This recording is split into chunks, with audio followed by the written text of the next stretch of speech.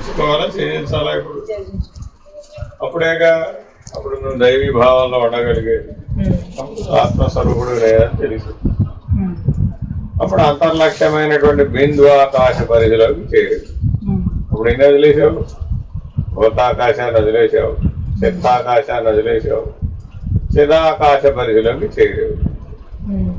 అప్పుడు అంతర్లక్ష్యంలో నిలబడగలిగావు. అప్పుడే దాన్ని గ్రహించగలవు, లేకపోతే గ్రహించలేవు. ఆ బిందు ఆకాశంలో సర్వవ్యాపక ప్రకాశమే నేను కదా. మరి ఇప్పుడు పరిమిత ప్రకాశంగా ఉన్నావు. బాహ్య లక్ష్యంలో నువ్వు కూడా ప్రకాశమే, కానీ సర్వవ్యాపక ప్రకాశం అనే అనుభవం. మరి అనుభవం వస్తేనేగా ధరించేది.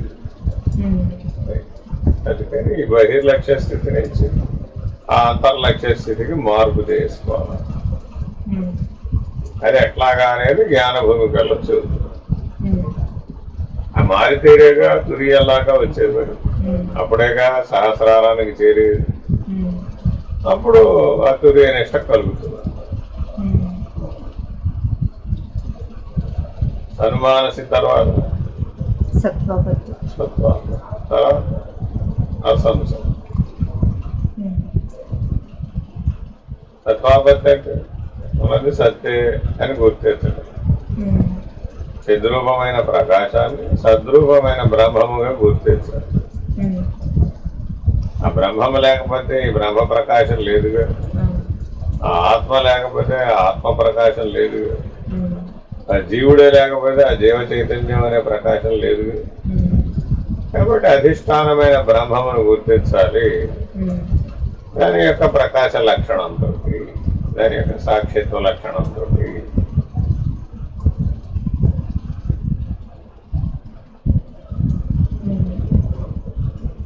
సత్వాపత్తి పదార్థ భావం అనంత బ్రహ్మ పదార్థమే. రెండవది లేనిది అది పదార్థ భావం.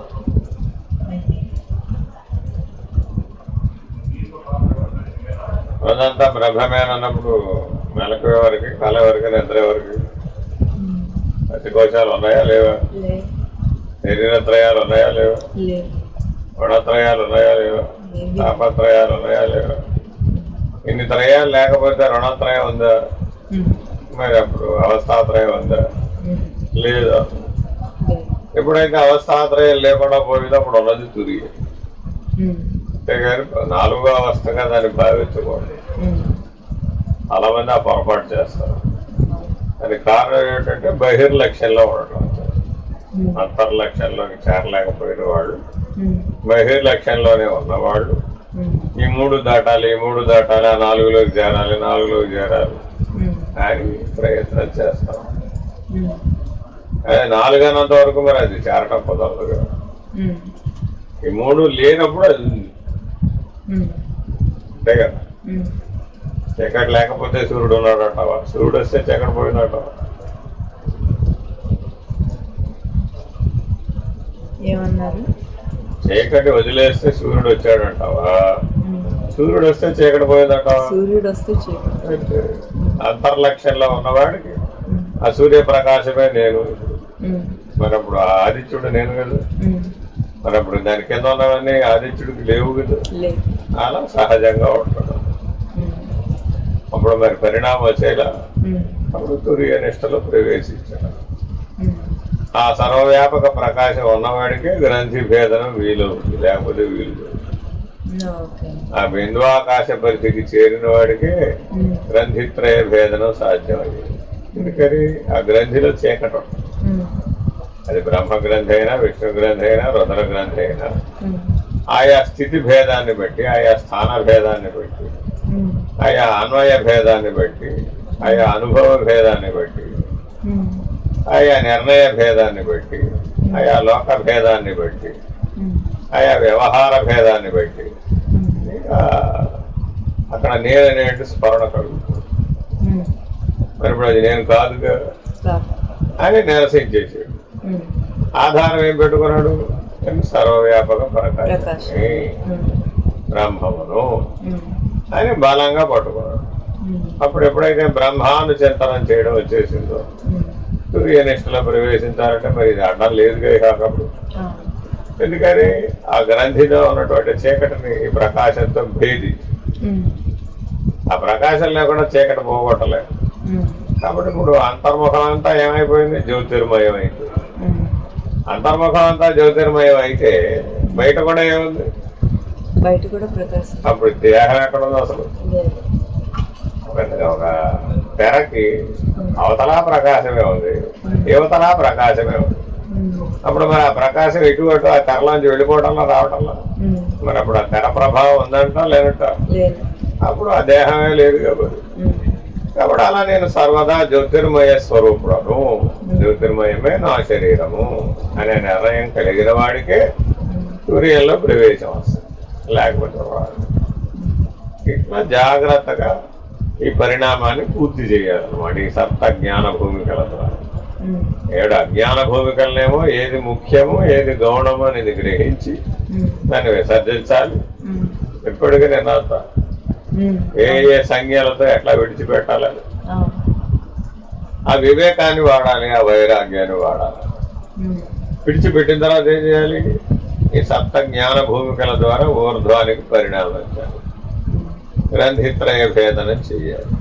జడ గ్రంథి భేదనం అయిపోవడం చేత జడంతో సంబంధం లేదు, కేవలం చిత్ స్వరూపుడు. సత్తే నాకు ఆధారం, సత్తే బ్రహ్మము, చిత్తే జగము. అప్పుడు బ్రహ్మాండం అంతా ప్రకాశమే. అప్పుడు పదార్థం ఎక్కడుందో అసలు? పదార్థం వేరుగా లేనే లేదు. అప్పుడు ఏది చూసినా ప్రకాశమే, ఎక్కడున్నా ప్రకాశమే. ఇప్పుడు ఆ బ్రహ్మ ప్రకాశం నేను కదా, ఆ బ్రహ్మ ప్రకాశం బ్రహ్మాండంలో ఉన్నటువంటి 24 మీద ప్రతిబింబిస్తేనేగా బ్రహ్మాండ వ్యవహారం అంతా అయ్యింది. మరి విరమించుకోవడం నేర్పాడుగా ఇందాక అజ్ఞాన భూమికల్లో వచ్చి. ఆ అజ్ఞాన భూమికల్లో వ్యష్టి సమిష్టి 2 చెప్పాడుగా. మరి ఆ సమిష్టి బ్రహ్మాండం కదా, అక్కడ కూడా ఇదే నివృత్తి మార్గాన్ని పాటించు. అప్పుడేమైంది, నేను కోటస్తున్నాను అని విరమించగలిగాడు.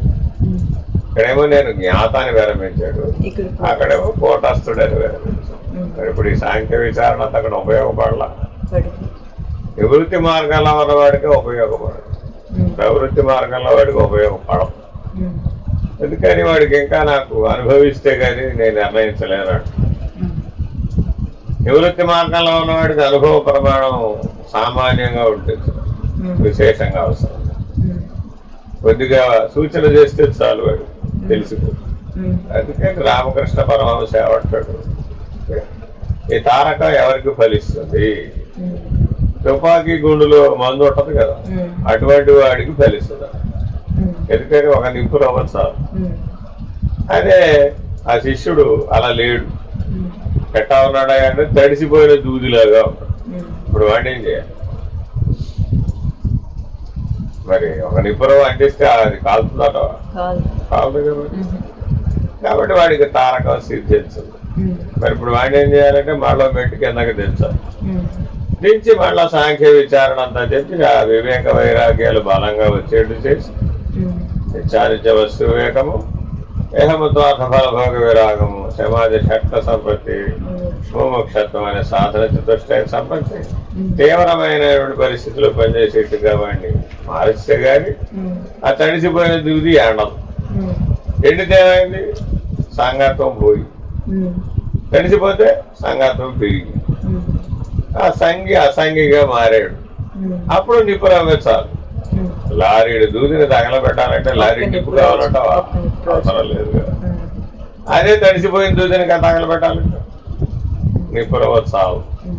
అట్లా ఇలా జాగ్రత్తగా మధ్యమ శిష్యులను ఇలా మార్చాలి. ఉత్తమ శిష్యుడైతే తుపాకీ గుండు మందులాగా ఉన్నాడు, వాడిని ఏం మార్చక్కర్లా. నిప్పు రవ్వ అందులో పడితే చాలు, దగ్ధం అయిపోవాలి. అప్పుడు మల విక్షేప ఆవరణాలు 3 లేకుండా పోతుంది. మరి అదే మధ్యమ శిష్యుడైతే కొద్దిపాటి ప్రయత్నం కావాలి. ఎందుకంటే మరి ఆ దూది ఎండబెట్టాలి, సరిగ్గా బాగు చేసుకోవాలి, అంతఃకరణ మాలిన్యం అంతా పోగొట్టుకోవాలి, సిద్ధపడాలి దానికోసం. అదే అధమ లక్ష్యంలో ఉన్నాడు, బహిర్లక్ష్యంలోనే ఉన్నాడు. మరి అప్పుడు వాడిని బాగు చేయాలి, ఇంకా కిందకి దిగాలి, కర్మానుభవం దాకా దిగాలి. అందుకే ఏం చెప్పాడు, దృశ్య ఫలము దృష్ట ఫలము. దృష్ట ఫలం దాకా దిగాలి అప్పుడు కానీ వాడికి పరిణామం రాదు. బాగా బాధించబడాలి ఆ సంస్కారాల చేత, ఆ వాసనల చేత, గుణం చేత, కర్మ చేత బాగా బాధించబడితే కానీ విడుదల పొందలేదు. అదే కాస్త అంత విచారణ ఉండి, కాస్త వైరాగ్యం ఉండి, కాస్త తిప్పుకోగలిగి ప్రవృత్తి నుంచి నివృత్తికి మార్చుకోగలిగిన మధ్యమ శిష్యుడు వాడికి ఏమైంది, అది కొద్దిపాటి సాధన చేస్తే దూది ఎండిపోయింది, ఒక నిప్పురవ్వ చాలు, దాంతో సరిపోయింది. అదే అసలు ఉత్తమ శిష్యుడు వాడికి ఏమైంది, వాడు ఎప్పుడు బిందు ఆకాశమే నేను, సర్వవ్యాపక ప్రకాశమే నేను.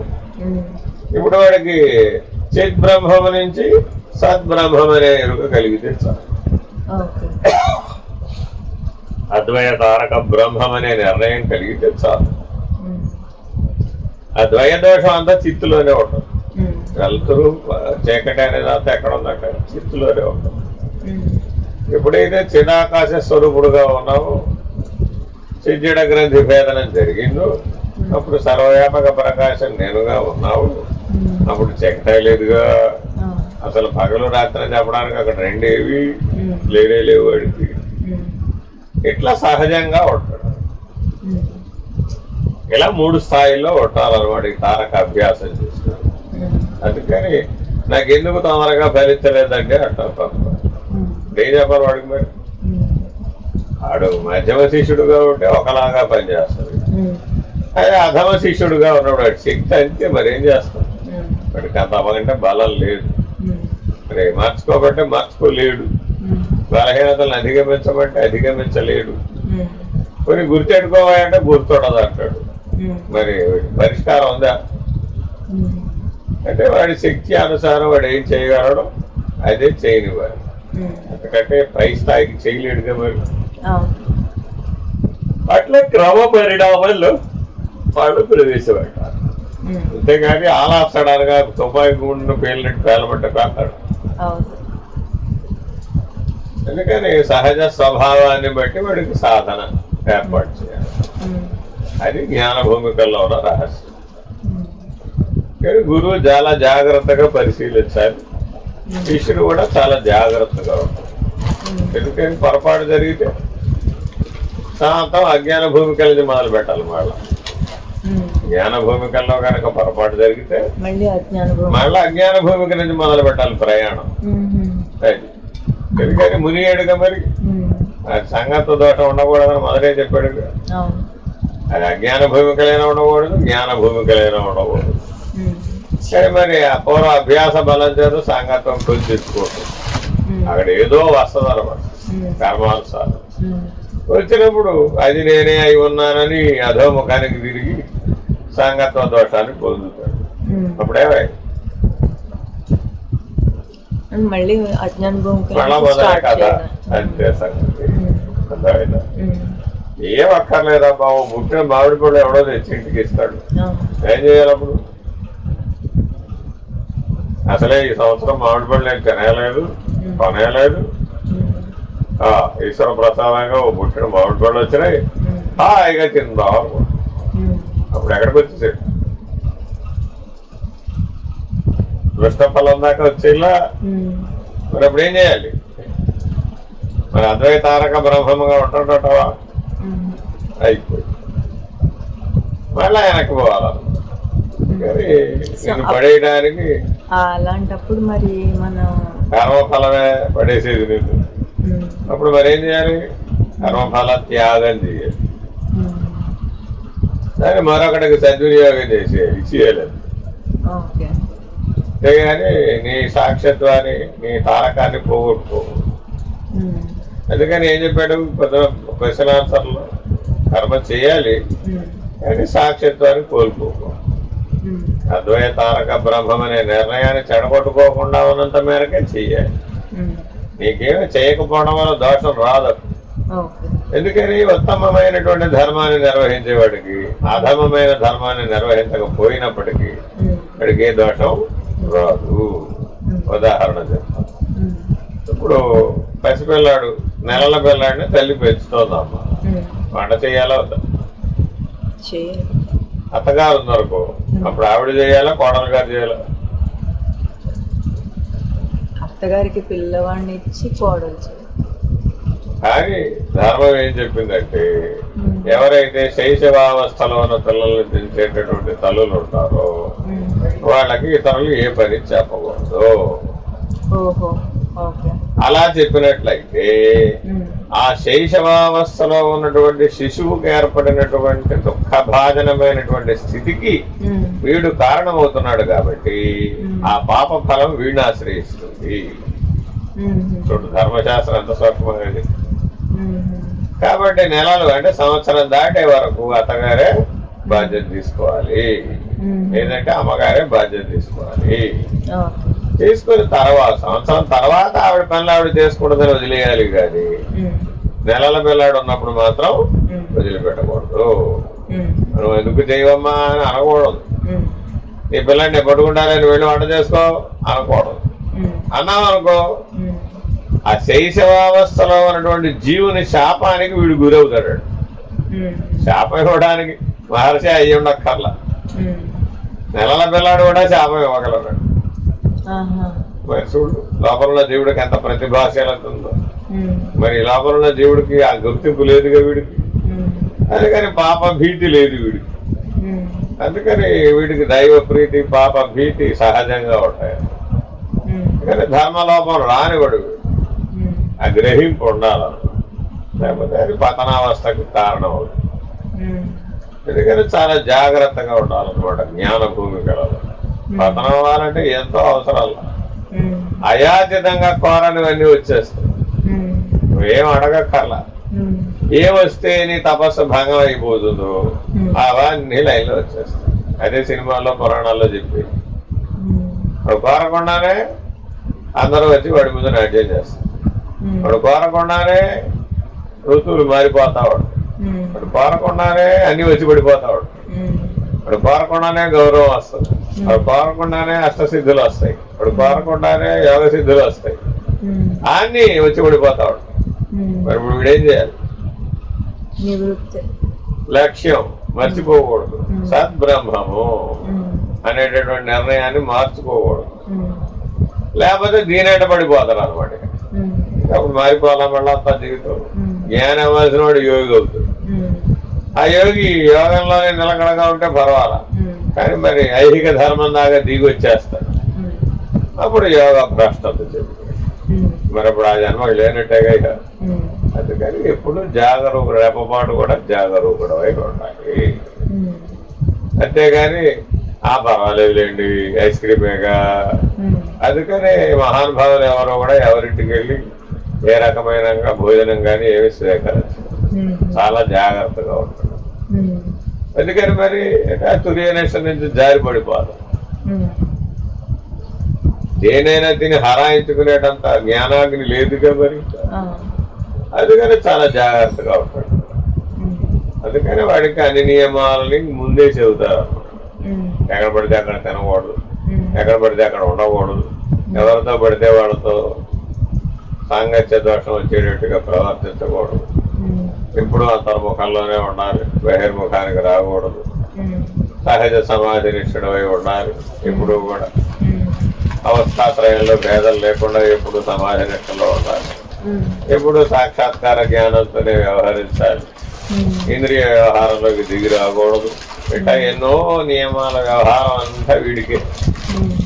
ఎందుకని ఒక నియమం తప్పితే చాలు, అంత అక్కర్లేదమ్మా. 104 జ్వరం వస్తుంది, ఏమైపోయింది?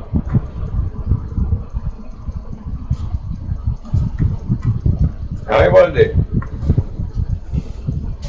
దేహమే నేననే భ్రాంతి వచ్చేస్తుంది. ఎందుకని 104 జ్వరం రాగానే అపస్మారకం వస్తుంది, అన్కాన్షియస్. మరి అప్పుడు తెలివి తప్పిపోయిందిగా. అంటే తెలివి తప్పిపోయినప్పుడు దేహమే నేను అన్నది ఉండదు కదా, దాంతోనేగా మేలుకునేది. ఓకే, ముందాక చెప్పలా, పూర్వం చెప్పింది మర్చిపోకూడదు పాఠం. ఆ మేలుకోలోనేగా అజ్ఞాన భూమికలు పనిచేసేది, మరి ఆ నిద్రలోనేగా పనిచేసేది. మరి అన్కాన్షియస్ ఆ నిద్ర ఒకటేగా. మరి తెలివి వచ్చేటప్పుడు ఎందులో వచ్చాడు? ఇప్పుడు జ్ఞానంలో వచ్చాడు, అజ్ఞానంలో వచ్చాడు అంటే అజ్ఞానంలో వచ్చావు. మరి అప్పుడు దేహాభిమానం కలగల. అబ్బో ఎంత జ్వరం వచ్చిందో నాకు అయిపోయింది. లేదు హార్ట్ అటాక్ వచ్చింది, లేదు మరొకటి వచ్చింది, ఏదో వస్తుంది అక్కడ. అప్పుడు ఏమైపోయాడు? అంటే దేహాభిమానానికి లొంగుతాడు. మళ్ళీ అప్పుడు ఎక్కడ మొదలు పెట్టాలి? అది ఎట్టా పైకి కిందకి ఇవి ఏడు అవి ఏడు పైకి కిందకి తిరుగుతా ఉంటాడు. 14 లోకాలంటే ఇవే, వేరే ఇంకేవి లేవు. 7 ఊర్ధ్వలోకాలే, జ్ఞాన భూమికలే ఊర్ధ్వలోకాలు, 7 అజ్ఞాన భూమికలే అధోలోకాలు. కాబట్టి ఈ 14 లోకాలలో ఉన్నటువంటి రకరకాలైనటువంటి అశరీరమైనటువంటి జీవితం జీవించే వాళ్ళు అందరూ వీడికి తారసపడతారు. ఎవరు వాళ్ళు? గంధర్వులు, కిన్నెరలు, కింపురుషులు, విద్యాధరులు, యక్షులు, ఎంతమంది ఉంటారో, యోగులు, మునులు, ఋషులు, మహర్షులు అందరూ అశరీరులు వీళ్ళంటారు. మరి వీళ్ళందరూ ఆ 14 లోకాల్లోనే ఉంటారు. ఆ జ్ఞాన భూమికల్లో ఉంటారు, లేదా అజ్ఞాన భూమికల్లో. స్వరాసురులు కూడా ఉంటారు, నాగులు కూడా ఉంటారు. మరి వీళ్ళందరూ నీకు వాళ్ళు ఎవరెవరితో నీకు సంస్కారయుతమైనటువంటి సంపర్కం ఉందో వాళ్ళందరూ నీ జీవితంలో ప్రవేశిస్తారు. నీ ఆహ్వానంతో పల్లె నువ్వు పిలవకుండానే నీ స్థితిని బట్టి నీకు వాళ్ళు తారసపడతారు. అప్పుడు ఏమనిపిస్తుంది? అబ్బో నా బస్సు వచ్చారు వీళ్ళు అనిపిస్తుంది. కలవకుండా ఉండాలనే జాగ్రత్త మర్చిపోతాడు, కలిసిపోతాడు, సంగి అయిపోతాడు. వాళ్ళు ఏం చేస్తారు? అయితే నాతో రాటాడు, ఎవరితో నువ్వు కలిసిపోతే వాడితో రమ్మంటాడు. మరి అప్పుడు నీ జీవ చైతన్యం వాడిని ఎమ్మడికి వెళ్ళిపోద్దిగా. ఎందుకని? వాడు ఏంది అనురక్తం అయి ఉందిగా, చెప్పాడుగా. అదృష్ట ఫలం ఎక్కడికి వచ్చింది? అనురక్తంలో వచ్చింది. అప్పుడు అది దృష్ట ఫలంగా మారింది. మరి అనురక్తిని తీసేస్తే ఈ దృష్టాదృష్టములతో నీకు పని లేదని చెప్పాలా? ఆ ద్రష్టాన్న స్థితిని దాటేసి దృక్ స్థితికి చేరుకోవడం. అదే ఈ 14 లోకాలు ఆసక్తమై అటు ఇటు పోయాడు అనుకో, అప్పుడు దృష్టాదృష్టముల మధ్య చిక్కుతాడు. అప్పుడు దృగ్బ్రహ్మం అని ఎప్పటికీ తెలియదు. ఎందుకని 14 లోకాలు దృశ్యమే, వాస్తవానికి అక్కడ ఏమి లేదు. అదంతా బ్రహ్మమే తప్ప ఏ ప్రపంచ వ్యవహారమైనా ఏ లోక వ్యవహారమైనా అది కేవలం దృశ్యమయమే, అంతేగాని అది బ్రహ్మమయం కాదు. మరి దృష్టి ఎప్పుడు ఎక్కడ ఉండాలి? జగమే సర్వం బ్రహ్మమయం. అసలు జగత్ ఎక్కడ ఉందయ్యా బాబు? ఉన్నదంతా బ్రహ్మమే. 14 లోకాలు ఎక్కడ ఉన్నాయ్యా బాబు? ఉన్నదంతా బ్రహ్మమే. అజ్ఞానం, అవిద్య, మోహం ఎన్నో చెప్పారా లేదా? అవన్నీ ఎక్కడ ఉన్నాయ్యా? లేనే లేవు అని సహజంగా తుర్యనిష్టలో నిలిచి ఉంటారు. అప్పుడు వాడికి ఒకరు ఎక్కువ, ఒకరు తక్కువ, ఒకడు యోగి, ఒకడు భోగి, ఒకడు రోగి అనే ఆలోచన ఉండదా? ఎవడొస్తే వాడికి ఆ బ్రాహ్మీభూత స్థితి నుంచే స్ఫూర్తినిస్తూ ఉంటాడు, సహాయం చేస్తూ ఉంటాడు. వాడిలో ఆ జీవుడిని ఆ బ్రాహ్మీభూత స్థితిలో మేల్కొలపడానికి ఉన్న అవకాశాన్ని వినియోగించుకుంటాడు. మరి అప్పుడు వీడు బాగుపడ్డాడు, వాటి చుట్టూ ఉన్న ప్రపంచం కూడా బాగుపడలా. మరి అట్లా ఉభయ కుశలో పరి ఇద్దరికి క్షేమం కలుగుతుంది. కాబట్టి జ్ఞాని ఎంత అవసరం అంటావు ఈ సృష్టికి? అందుకని అనేకమైన పరిణామాలు వాడి వల్లనే, వాడి ద్వారానే సృష్టిలో అంతా జరుపుకుంటారు. అందుకని జ్ఞాని వ్యవహారం అంతా కూడా లోక కళ్యాణ నిమిత్తం. మరి ఇప్పుడు జ్ఞాని మాట్లాడాలంటావు, మౌనం ఉండాలంటావు? ఎందుకు? వాడు కాకపోతే మరి ఎవరే చెప్తాడు ఇవన్నీ? కానీ వాడికి అనుభవం ఉంది. మరి వేరే వాడు ఆ విడమర్చి చెప్పలేరుగా. మరి ఆ విడమర్చి చెప్పినప్పుడు విన్నవాడలో ఎవరో ఒకరికి అది ఉపయోగపడాలా? ఎవరో అడుగుతారు, ఎవరికో ఉపయోగపడదు. ఈ అడిగిన వాడికి ఉపయోగపడదు. ఎందుకని వాడి తెలివి వేరే ఉండదు, వీడి తెలివి వేరే ఉండదు. కాబట్టి వినేవాళ్ళని అందరినీ దృష్టిలో పెట్టుకుని ఎవరికి ఏది ఉపయోగపడుతుందో అవన్నీ చెప్పేస్తా ఉంటాడు. విన్నవాళ్ళని గ్రహించేస్తా ఉంటాడు ఆ స్థితిలో ఉన్నవాడు. ఆ స్థితి లేని వాడేమో గ్రహించలేదు. మరి ఇప్పుడు అందరికి ఉపయోగపడలా, సూర్యుని వలన అందరికి ఎట్లా ప్రయోజనమో అట్లా జ్ఞాని యొక్క వ్యవహారం వల్ల అలా ప్రయోజనం. అజ్ఞాని ఉన్నవాడు అజ్ఞానంగానే తీసుకుంటాడు, యోగిగా ఉన్నవాడు యోగిగానే తీసుకుంటాడు, జ్ఞానిగా ఉన్నవాడు జ్ఞానిగా స్వీకరిస్తాడు. ఇట్లా తుర్యనిష్టలో వాడు స్థిరపడిపోతాడు. అప్పుడే సద్బ్రహ్మ అన్నటువంటి నిర్ణయానికి ఎదుగుతాడు. ఇట్లా ఈ 7 అజ్ఞాన భూమికలు 7 జ్ఞాన భూమికలను పరిణామాల్లో తెలిసి విసర్జించిన వాడెవడో వాడే ధరించిన వాడు. ఇందులో ఏ ఒక్కటి దాంట్లో శేషం మిగిలిన ఏం చేయాలి? మరి మళ్ళా చాలా జాగ్రత్తగా ఉంటాం. ప్రతి శ్వాస ప్రతి రెప్పపాటు ఏమరపాటు లేకుండా.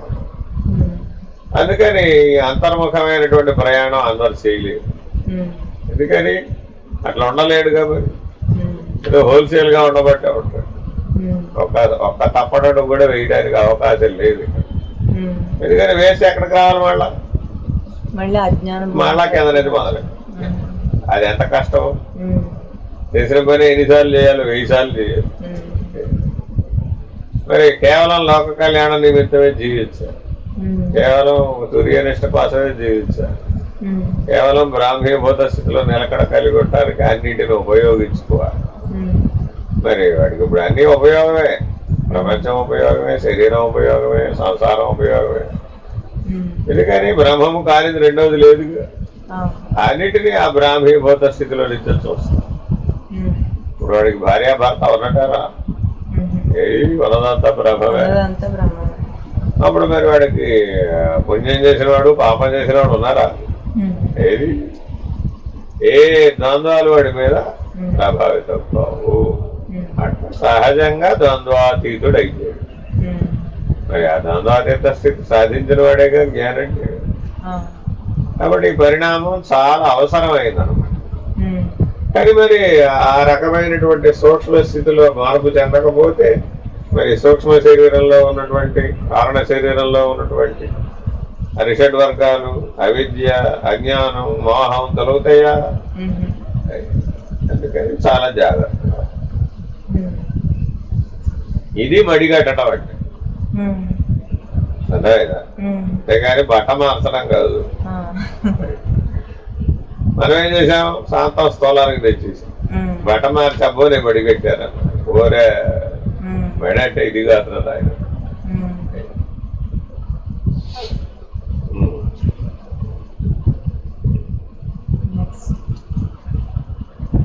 తా చెప్పబో గ్రంథమునకు మూలభూతులు పార్వతీ పరమేశ్వరులకు ఉనికి పట్టగు కైలాస పర్వతమును గ్రంథ ప్రతిపాద్య పరబ్రహ్మ స్వరూపమునుగా పేర్కొనుచున్నాడు. ఎప్పుడు ఎవరు చెప్తారు? సదాశివుడే గురువు. ఎవరికి చెప్తాడు? అమ్మవారి శిష్యుడు.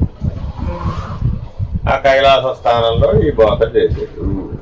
కాబట్టి తారక ఎవరికి ముందు బోధించబడిందంటే అమ్మవారికి. దాని ఫలితం ఏమిటి? ఆవిడ అయ్యవారికి అమ్మవారికి భేదం లేని స్థితిలోకి చేరుతుంది. మరి తారక అంటే అర్థం అదే. అమనస్క స్థితికి చేరేటప్పటికి ఏమైంది? వేరుగా లేదుగా. అమ్మ అయ్యా అంటానికి ఈశ్వరుడు ఈశ్వరి అంటానికి వేరుగా ఉన్నారా? ఉన్నది ఒకటే అనే స్థితికి చేరారు. కాబట్టి మొట్టమొదటి తారక అభ్యాసం చేసిన ఆవిడ ఎవరు? అమ్మవారే. అది కాబట్టి స్త్రీలు నేను చేయవచ్చా చేయకూడదా? స్త్రీలకు అర్హత ఉందంటావా లేదంటావా? అర్హత ఉంది. స్త్రీ పురుష భేదం ఎక్కడ ఉందమ్మా? అదంతా శరీరగతమైన అభిమానంలో ఉందే తప్ప తారక దాకా వచ్చిన వాడికి శరీరం ఎక్కడ ఉందమ్మా? అంత ప్రకాశంగా కదా, తేజస్ శరీరుడు కదా.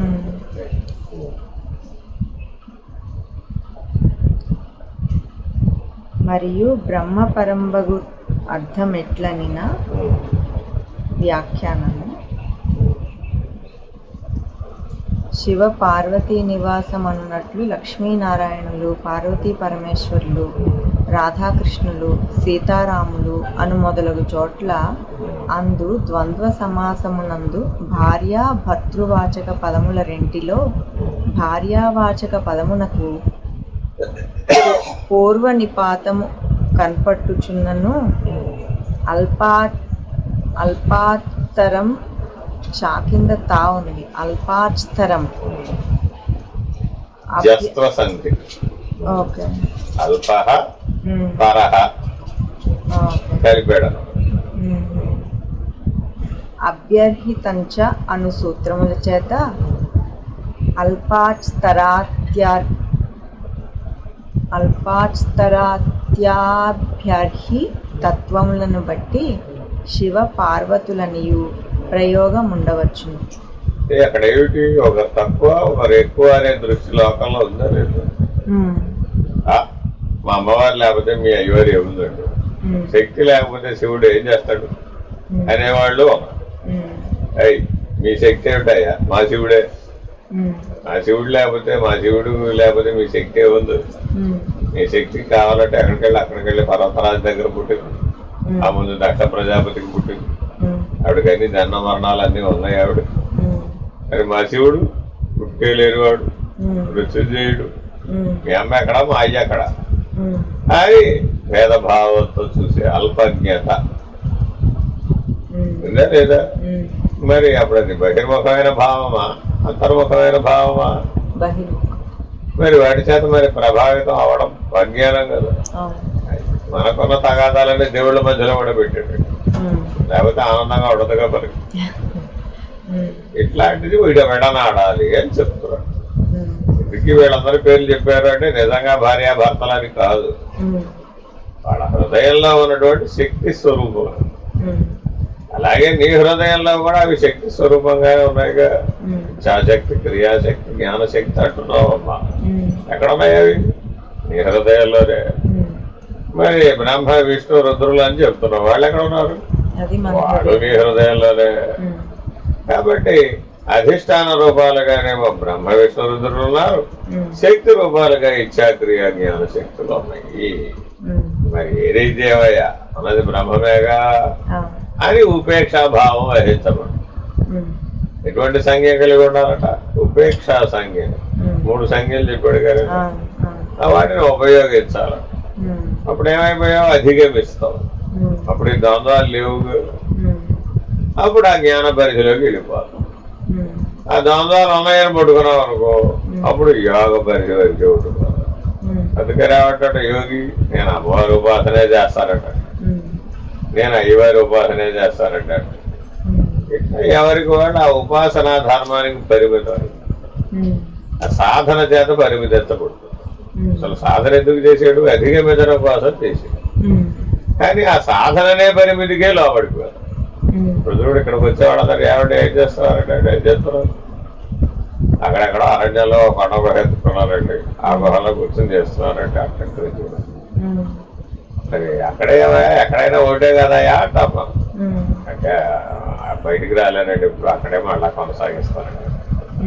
అందుకని ఆ సాధన చేత పరిమితించబడి బయటకు వస్తేనే ఆ సాధన చేయలేడుగా, 10 మందిలో కూర్చోలేడుగా, మరి 10 మందితో కలవకుండా ఉండలేడుగా, ఆ సంగతి త్యాగం జరగలేదుగా, ఆ కర్తృత్వ త్యాగం జరగలేదుగా, ఆ కర్మఫల త్యాగం జరగలేదుగా. వివిధ త్యాగాలు లేనప్పుడు ఏమైపోయాడంటే ఆ యోగి అలాగే ఉండిపోయాడు, జ్ఞానిగా మారల. అసలు యోగి అయితేనే త్యాగం ఉండాలని కదా మొదట్లోనే చెప్పాడు. వైరాగ్య భావంతో త్యాగం చేసేవాడే యోగి అవుతాడు అని నిర్ణయంగా చెప్పాడు. కానీ ఆచరణలోకి వచ్చేటప్పటికి వాడు అట్లా ఉండకపోవడం చేత పునః జన్మ కర్మ పరంపరలో చూస్తాడు. కాబట్టి జాగ్రత్తగా ఉంటుంది. ఎక్కడికక్కడిక్కడ శేషం మిగిలిందంటే ఎక్కడికి వెళ్ళిపోతాం? మళ్ళా జన్మ కర్మ. అది అందుకని చాలా జాగ్రత్తగా. తాత్పర్యము కైవల్య సౌఖ్యము నొసంగెడు రజస్తమో సంపర్కము లేని కేవల సత్వగుణము వీని యందు ఘనీభవించి ఉండెనో ప్రకాశించుచు అన్యోన్యము ఆహార ప్రధానాధికముచే సుఖమును కలుగచేసుకొనుచు స్వభావ సిద్ధంబగు పరస్పర వైరమును మాని పరిశుద్ధ స్వభావము గల సింహములు, గజములు, పులులు, జింకలు మొదలగు జంతువులకు స్థానభూతమును శుద్ధ సత్వ ప్రధానయగు మాయయందు ప్రతిబింబించిన స్వస్వరూపమునకును ఆ మాయకును అధిష్టానంబగు బ్రహ్మము వడుపున పార్వతీ పరమేశ్వరులకు ఉనికి పట్టును రజతమయం అగుటచే స్వయం ప్రకాశమానంబగు బ్రహ్మము వలె ప్రకాశించుచున్నదియు కామ క్రోధ్యాభ్యాసములు లేక ఇండుటచే అభ్యాస శూన్యంబగు శుద్ధ చైతన్యము పగిది నొప్పుచున్నదియు. ఈశ్వర కుటుంబాన్ని చూస్తే ఈ లక్షణాలన్నీ మనం గుర్తించాలి.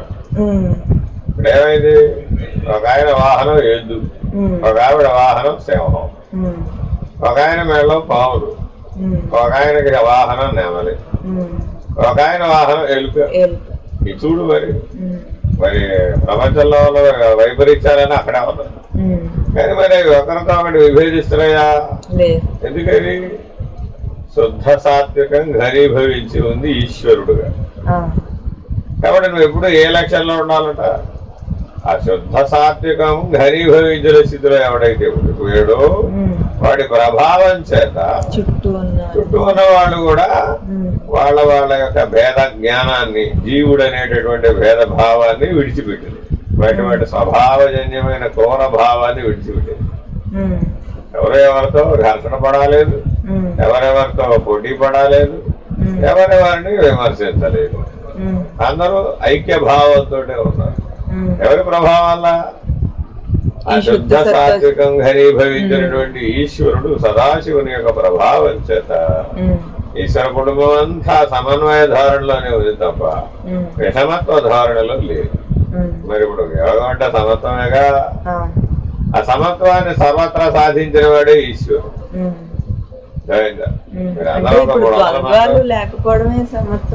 అంతే కదా, ద్వంద్వాతీత స్థితే సమత్వం.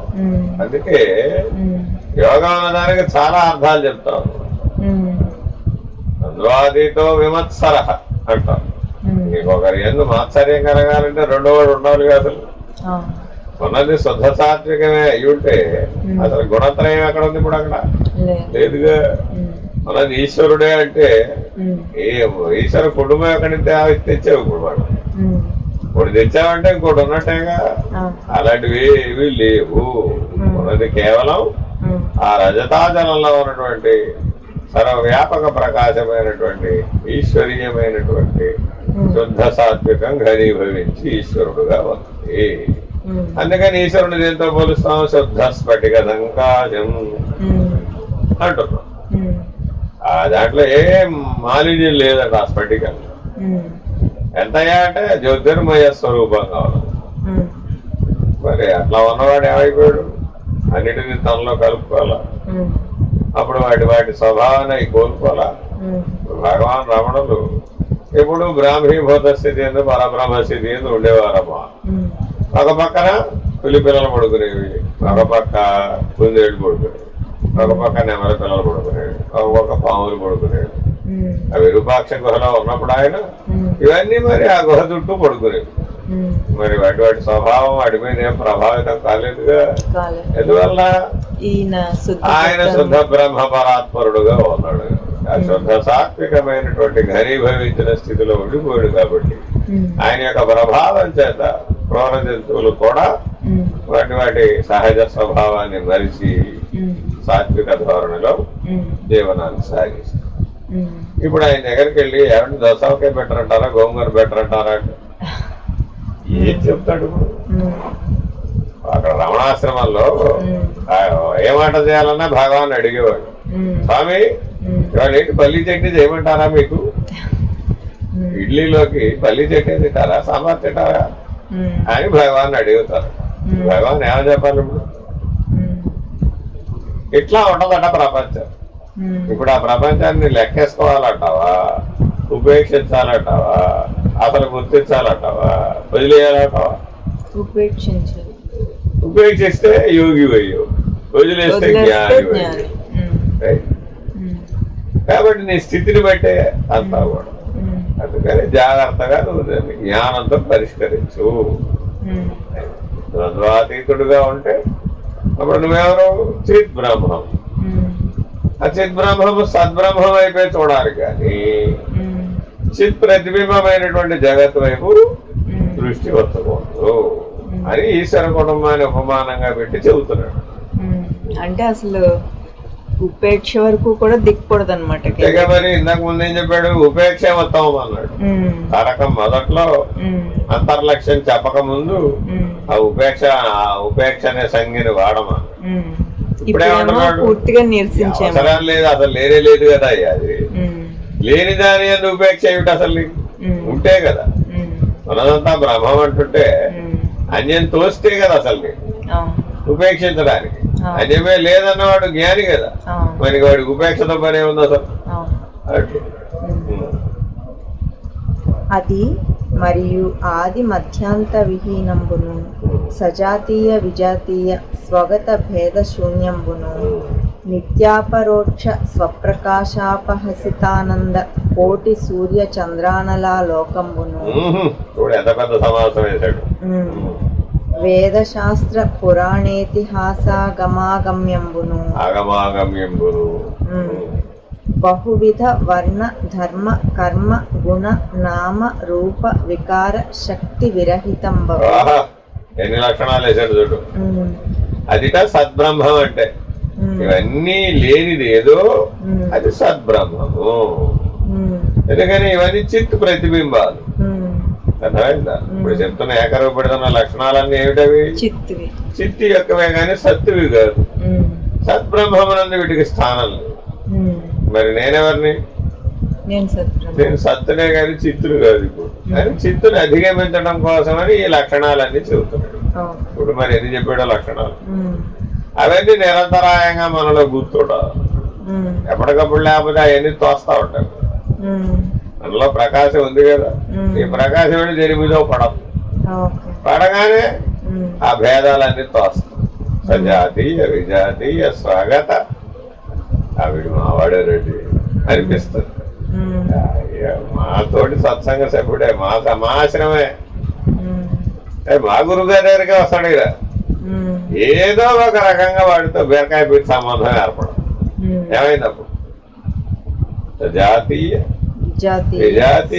స్వాగత భేద శూన్యంబును నిత్యాపరోక్ష స్వప్రకాశాపహరోక్ష.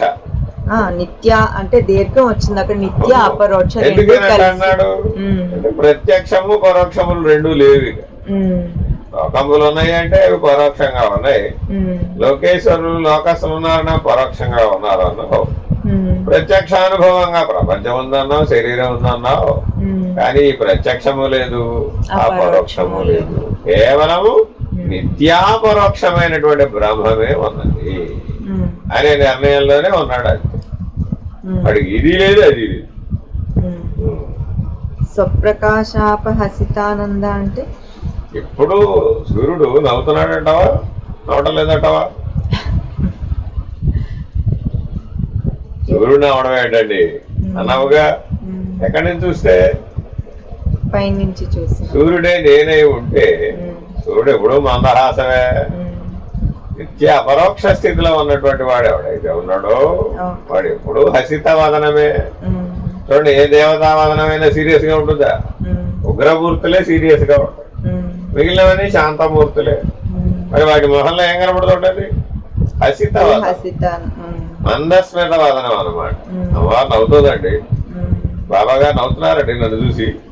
ఎందువల్ల కలిగింది ఆ దృష్టి? నిత్యాపరోక్ష స్థితి ఎందు ఉంటున్నావు కాబట్టి అది ప్రతిబింబించింది. అర్థంలాగా ప్రతిబింబిస్తుంది.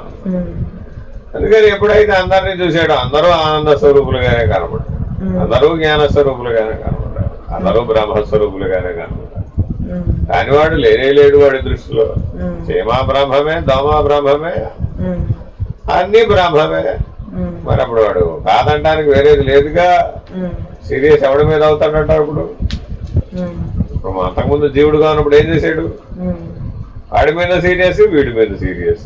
ఇప్పుడు బ్రాహ్మీభూత స్థితిలోకి మారేటప్పటికి అంతా బ్రహ్మస్వరూపం. అంతా బ్రహ్మస్వరూపమే. ఎవరిని విమర్శిస్తాడు, ఎవరిని పొగుడుతాడు, ఏ ద్వంద్వాలలో ఎవరికి ఆశ్రయం ఇస్తాడు? ఆ ద్వంద్వాలన్నీ లేవుగా. అది లేవని అపరోక్ష స్థితి ఎందు నిలకడం. ప్రత్యక్ష పరోక్షం కూడా ద్వంద్వమే. అపరోక్షం అంటే ద్వంద్వ. నామ రూప వికార శక్తి విరహితంబగు బ్రహ్మేంద్రాద్యమరాసురోరగ గరుడ గంధర్వ కిన్నర కింపురుష ఇప్పుడు ఆ 14 లోకాల్లో ఉన్న వాళ్ళందరి పేర్లు చదువుతున్నాడు. ఇప్పుడు వాళ్ళందరూ నామరూపాలతోనేగా ఉన్నారు. మరి ఇంకేమన్నారు? వ్యవహారంతో కూడా ఉన్నారు. ఇంకేమన్నారు? స్థాన భేదంతో ఉన్నారు, స్థితి భేదంతో ఉన్నారు, వ్యవహార భేదంతో ఉన్నారు. కానీ మరి నీకు అవన్నీ ఉన్నాయా? కాబట్టి వాళ్ళందరి సందర్శనం ప్రాప్తించినప్పుడు నీకేమనిపించింది? నేను కాదుగా ఇది, నేను బ్రహ్మమును. ఈ 14 లోకాల్లో నివసించే వాళ్ళతో కానీ, వ్యవహరించేవాడు కానీ, ఆ లోకాల యొక్క పాలకులు కానీ, ఆ దేవతలు కానీ, లేదా యక్షులు కానీ, కిన్నెర్లు కానీ, కింపురుషులు కానీ ఎవరు కనబడితే నాకేమిటి? వాళ్ళు ఎవరు దర్శనం ఇచ్చినా నేను ఎప్పుడు ఏ దృష్టితో చూస్తున్నాను? అదంతా బ్రహ్మమే, నాకు లేవండి అన్నాడు. ఇప్పుడు మరి వాళ్ళు నీ మీద ప్రభావితం అవ్వాలా, వదిలేయాలా? ఎందుకని? నేను బ్రహ్మాన్ని, నాకు అవన్నీ అధిగమించి ఉన్నాడు కాబట్టి. అదే అధిగమించి లేవట అమ్మ. అప్పుడేమైంది? కలిసిపోతాం మళ్ళీ. వాళ్ళు మీరు హంస మంత్రం ఇచ్చినప్పుడు మీరు చెప్పారు కదా, మధ్యలో ఏది ఏదన్నా జరగని మారిపోకూడదు, ఎప్పుడు ఒకలాగానే ఉండాలి కానీ పక్కకి జరగకూడదు అని హెచ్చరిక చెప్తారు. అందుకని మరి ఆ హంసగా ఈ 14 లోకాల్లో వ్యవహరించేది. మరి అప్పుడు వీళ్ళందరి యొక్క అనుభవం కలగాల. మరి కలిగినప్పుడు నువ్వు ఎక్కడ ఉండాలి? వాడు వస్తాడు, నువ్వు పిలవకుండానే వస్తాడు, నేను ఎక్కించుకుపోతాను అంటాడు. రామ్మా, నాతో నీకోసమే వచ్చారు, అదిగో విమానం కూడా తెచ్చాను అంటాడు. గంధర్వ లోకానికి రావమ్మా, అసలే పాటలు బాగా పాడతావు నువ్వు, నీకు నీ లోపల గంధర్వుడు ఉన్నాడు, మా లోకం వాడే ఉన్నాడు నీ లోపల, అందుకే ఈ జన్మలో పాటలు బాగా పాడుతున్నావు నువ్వు, రా అని గంధర్వ లోకానికి పడుకోవాలి. నువ్వు అప్పుడు ఏమైపోతావు? అబ్బో నేను పాటలు బాగా పాడతానన్నాడే అని ఆ అభిమానం ఉంటదిగా. మరి దేనికి స్పందించకూడదు అంతే. అప్పుడు ఆ గాంధారంలో ఏమన్నా వెళ్ళిపోతాడు. అప్పుడు ఏమైపోయింది? మనం మనసు జన్మ కర్మ ఎప్పుడు గుర్తు పెట్టుకోవాలి. ఎవరెమ్మడ పడిపోయినా మళ్ళీ జన్మ కర్మ వస్తాయి. కాబట్టి 14 లోకాలు జన్మ కర్మతో ముడిపడి ఉన్నాయి. జ్ఞానంతోనే వీటిని అధిగమించాలి తప్ప వేరే మార్గాలు లేదు. కాబట్టి జ్ఞాన మార్గం యొక్క విశిష్టత ఏమిటి? వీటన్నిటిని అధిగమించడానికి ఉపయోగపడే సాధన. అనుభవించడానికి పనికిరాదు, అధిగమించడానికే పనికొస్తుంది. కానీ అజ్ఞానం చేత మానవుడు ఏం చేస్తున్నాడు? ఆ జ్ఞానాన్ని భోగించడానికి, అనుభవించడానికి ఉపయోగించాడు. అప్పుడు ఏమైపోయాడు? ఆ జన్మ కర్మకి లోబడి భోగించాలన్నా జ్ఞానమే కావాలి, కానీ అది వ్యావహారిక జ్ఞానం. అది అధిగమించాలంటే స్వరూప జ్ఞానం. అందుకని అన్ని రకాలుగా చెబుతున్నాడు. వీటన్నిటి విషయాల్లో జాగరూకత ఉండాలి, మేల్కొని ఉండాలి. నిత్య నిర్గుణ నిర్వికల్ప నిర్వికార ఏ లక్షణాలతో ఉండాలో చెబుతున్నాడు. అని నకారంతో చెబుతున్నాడు. నిత్య నిర్గుణ నిర్వికల్ప నిర్వికార నిరాకార నిరంజన నిర్విషయ. అసలు ఇంద్రియాలే లేవట, నిరీంద్రియ. మరి చూడు, ఇంద్రియాలు ఉంటేనేగా ఏ భాగం అయినా. అసలు ఇంద్రియాలే లేవు, విషయాలే లేవు, సంకల్పాలే లేవు. మరి అప్పుడు ఉన్నట్ట లేనట్ట? ఈ 14 లోకాల వాడికి వాడు లేనంటే. అవాంగ్మానస గోచరా ప్రమేయ శుద్ధ బుద్ధ ముక్త కేవలాఖండ సచ్చిదానందమయంబునైన తురీయాతీత పరతత్వ కైలాసంబున అవ్యక్త మహదాది సప్తావరణ పరివేష్టితంబును. ఇప్పుడు మరి తురీయాతీతం మాకు చెప్పలేదంటారే, అదంటే అచలంలోనే చెప్పారంటావే. ఇది ఇక్కడ అక్కడ అద్వైత నిర్ణయంలోనే తురీయాతీతాన్ని ప్రతిపాదించేసాడు. చెప్పలేదంటారే వీళ్ళు. సరిగా పరిశీలితలు రాదు వాళ్ళకి. మా దగ్గర ఒక్కటే చెప్పారంటే మా స్కూల్లోనే చెప్తారండి, ఇంకే స్కూల్లో చెప్పరట. ఎందుకని వాడికి అనుభవ జ్ఞానం లేదు. పైన శాస్త్రాలు చదివి ఆ మేరకే చిలక పలుకలు చెప్తున్నాడు కాబట్టి అడిగి తెలవదు. కాబట్టి నీ లక్ష్యం ఇప్పుడు తురియం కాదు, తుర్యాతీతం. ఎవరికి ఎవడైతే సచ్చిదానంద పరబ్రహ్మము నేను అంటున్నాడో ఆ సచ్చిదానంద స్థితి నుంచి పరబ్రహ్మ స్థితికి ఎదగాలంటే మరి ఆ తుర్యాతీతం ఉంటే, లేకపోతే పరబ్రహ్మం అనే నిర్ణయం కలగదు. కాబట్టి దీనంతా దేనికి ఉపయోగించుకోవాలో లక్ష్యాన్ని చెబుతున్నాడు. ఈ నిశ్చల నిర్వికల్ప నిర్విషయ వ్యవహారం అంతా చెప్పాడు కదా. ఇదంతా దేనికి నీకు అసలు ఈ నకార పరిచయంతో ఉన్న లక్షణాలని దేని కొరకంటే తుర్యాతీతం. మర్చిపోకూడదు అనమాట ఇవన్నీ. ఈ మరపుకు వచ్చినాయంటే మళ్ళా తిరిగి వచ్చేస్తా ఉంటాడు ప్రవృత్తి మార్గంలో జన్మ కర్మ.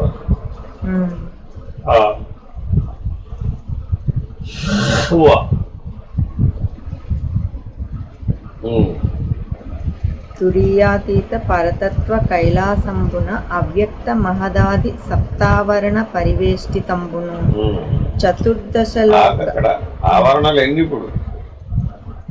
సప్తావరణ పరివేష్టితం. సప్తావరణ పరివేష్టితంబు. మనం మల విక్షేప ఆవరణాలు ఏంటంటే మనం 3 అనే అంటున్నాం. కాదయ్యా బాబు, ఆవరణలోనే 7 దశలు ఉన్నాయి. మళ్ళా సప్తావరణలు ఉన్నాయి. అందుకని బ్రహ్మము నుంచి పరబ్రహ్మం అవ్వాలంటే ఆ 7 ఆవరణలు లేవు అని ఆవరణ రహితం చేయటం రావాలి. వాడే పరబ్రహ్మం అవుతాడు. మల విక్షేపాలు పోగొట్టుకుంటే బ్రహ్మం అనే నిర్ణయం అయింది. అదే మల విక్షేపాలతో జీవిస్తే జీవుడు అనే నిర్ణయంలోనే ఉన్నాడు.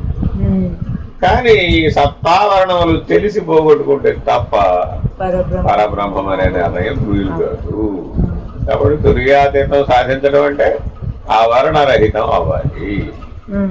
ఈ సప్తావరణములనే వివరం తెలియాలి. మరి ఇప్పుడు అమనస్కంలో తెలుస్తున్నట్టు తారకంలో తెలుస్తుంది? తెలీదు. తారక బ్రహ్మం వరకే దీని పరిమితి అయిపోతుంది. ఈ సప్తావరణలో అమనస్కంలో ఉండే దాటాలి, లేకపోతే కుదరదు. ఇప్పుడు అమనస్కం కూడా సాధనేగా. ఇప్పుడు ఆవరణ రహితం చేసుకోవడం. అతీత మార్గమేమో తారకం. అమనస్కం సాధన అవుతుందండి. రహిత మార్గంలో 2 మార్గాలు ఉన్నాయి. ఒకటి అతీత మార్గం, 2 రహిత మార్గం. రహిత మార్గంలో అమనస్కమే సాధన. వాడికి తారకంతో పల్లె. తారకంలోకి దిగాడంటే అతీత మార్గంలోకి వచ్చేస్తాడు. సాంఖ్య విచారణకు రావాలిగా మరి మళ్ళా దానికి ఈ సాంఖ్యాన్ని తెచ్చుకోవాలి. మరి అదే రహిత మార్గంలో ఉంటే ఈ సాంఖ్యంతో పనే లేదు. ఎందుకని అనుభవ నిర్ణయం చేతిలో ఉందిగా. నేను మళ్ళా విచారణ అవసరాలు. నువ్వు స్త్రీవేనా కాదా అంటే నేను విచారణ చేసి చెప్తానంటారు. అనుభవంలో ఉందిగా ఆల్రెడీ. అట్లాగే నువ్వు బ్రహ్మమేనా కాదా అంటే అనుభవంలో ఉందిగా. ఇది కూడా అందుకని శుద్ధ సత్వం ఘనీభవించినటువంటి బ్రహ్మమే ఉన్నాడు. మరి సహజ అయిపోడుగా. నువ్వు మళ్ళా విచారిస్తానంట అదేమిటి? నీకు బంధం ఉందో లేదో అవన్నీ విచారణ చేయక్కర్లేదు.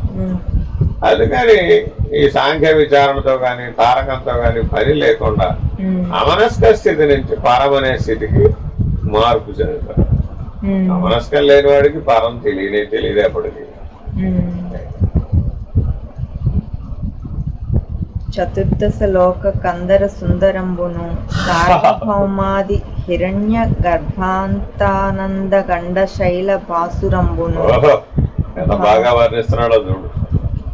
భాను సోమ నక్షత్ర ఫ్లైట్ వేసుకుని 14 లోకాలు తిరుగుతున్నట్ట దివ్య విమానంలో. దివ్యత్వం అనే విమానం వేసుకుని 14 లోకాలు తిరుగుతున్నట్ట. అప్పుడు అవి అలా కనబడుతున్నాయట దృశ్యంగా. ఎంత సుందర వందన నందనవనంగా కనబడుతున్నాయట. సుందర కాందరం లాగా కనబడుతుంది. అట్లా అవన్నీ వర్ణం అన్నమాట. మరి ఆ వర్ణనంతా సత్యమేనా? మరి ఇప్పుడు నేను దివ్యాహం అనే విమానం ఎక్కాలా మానేయాలా? అప్పుడే పరబ్రహ్మం అవుతావు. కానీ దివ్యాహం అనే విమానం దిగుతట్టమ్మా ఎవడన్నా కాదంటాడట. సాక్షాత్ ఈశ్వరుడే నేనన్న స్థితిని పొందిన తర్వాత అది కూడా నాకు అక్కర్లేదు అని అనగలుగుతాడటవా? ఆ గ్రహింపు రాదుగా. అతుర్యాతీతమైన లక్ష్యం ఉన్నవాడిగా వస్తుంది. లేకపోతే దాంట్లో విడిపడలేదు. ఎందుకని కష్టపడి సంపాదించాడుగా మరి ఆ బ్రాహ్మీభూత స్థితిని. మరి విడవమంటే విడుస్తాడట. ఇక్కడ ఎట్టయితే కష్టపడి ధనాన్ని సంపాదిస్తే వదిలిపెట్టమంటే వదిలిపెట్టాడా, అక్కడ అంతే. కానీ ముందే హెచ్చరిస్తున్నాడు అన్నమాట.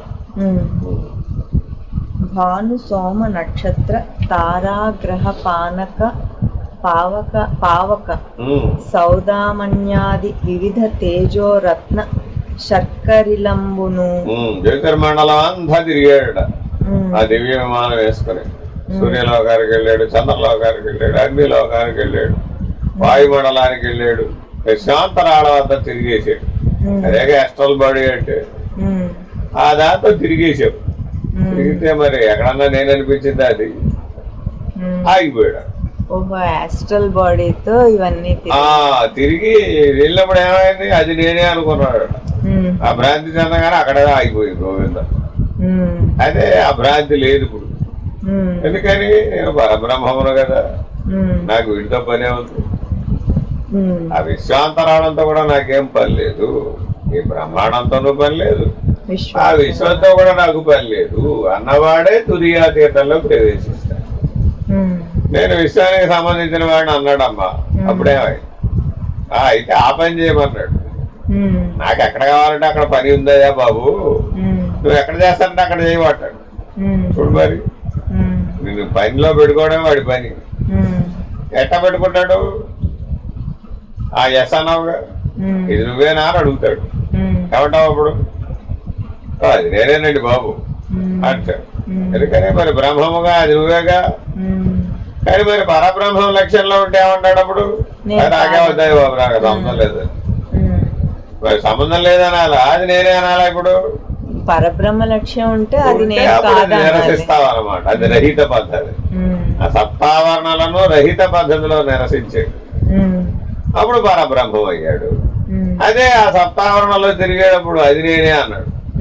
సప్తమశి మహావాక్యం బలంగా పనిచేసి ఆ మహావాక్య నిరసన చేసే అనుభవం లేక అప్పుడు ఏం చేశాడు, అది నేనే అన్నాడు. అది నేను అనగానే ఆ లోకానికి ఇచ్చేసాడు. అది అయితే పరిపాలించుకోపో అన్నాడు. మరి ఏం చేయాలి, మరి ఇంకేం చేయాలి, ఇంకంతే. వాళ్ళకి బీసుకుపోయింది, మళ్ళా బీసుకుపోయింది ధర్మ కర్మ. కాబట్టి చాలా జాగ్రత్తగా ఉండాలి అంటున్నాడు. ఒక సౌమ్య చాలట, ఎస్ అనే కను సౌమ్య చాలా పంకించాడు, అంతే ఊపాడు తలకాయ, అయిపోయింది. దేవేంద్రుడు ఈ భోగం నీదేనయ్యా అని సీట్ ఖాళీ చేసి ఇస్తాడట. అప్పుడు ఏం చేయాలి నువ్వు, నాకెందుకురా బాబు నీ దేవేంద్ర పదవా రాలట. కానీ అంటాడంట మానవుడు, ఎంత కష్టం అంటే అపేక్షారహితుడైన ఎంత బలంగా ఉండాలంట. అది సాక్షాత్ దేవేంద్ర పదవి, సాక్షాత్ సత్యలోకంలో బ్రహ్మ పదవిని ఇస్తారు. మరి ఆఖరి లోకం అదేగా, 7 లోకాల్లో వర్ధలోకాల్లో ఆఖరి లోకం సత్యలోకమే. అక్కడ దాకా వెళతాడు ఈ దివ్య విమానం వేసుకుని. మరి వెళితే రెండునెట్టి మీకోసం ఎదురు చూస్తున్నాం బ్రహ్మగారు, చతుర్ముఖ ప్రజాపతి స్థానం వచ్చింది, నీకు రావయ్యా కూర్చో అని ఆ బ్రాహ్మీభూత బ్రహ్మనిష్ఠుడైన వాడికి ఆ బ్రహ్మస్థానాన్ని ఆహ్వానిస్తారు. మరి అప్పుడు ఏం చెప్పాలి, వినయంతో తప్పుకోవాలి. నాకు ఎత్తు పెట్టి నాకు అవసరం లేదు, నన్ను వదిలేసేయండి మహానుభావ అని వాళ్ళని విడిపించుకోవాలి. అంతేగాని వాళ్ళతో పోరాడాల్సిన పని లేదు అక్కడ. అట్లా దివ్యాహంలో నుంచి బయటపడాలి.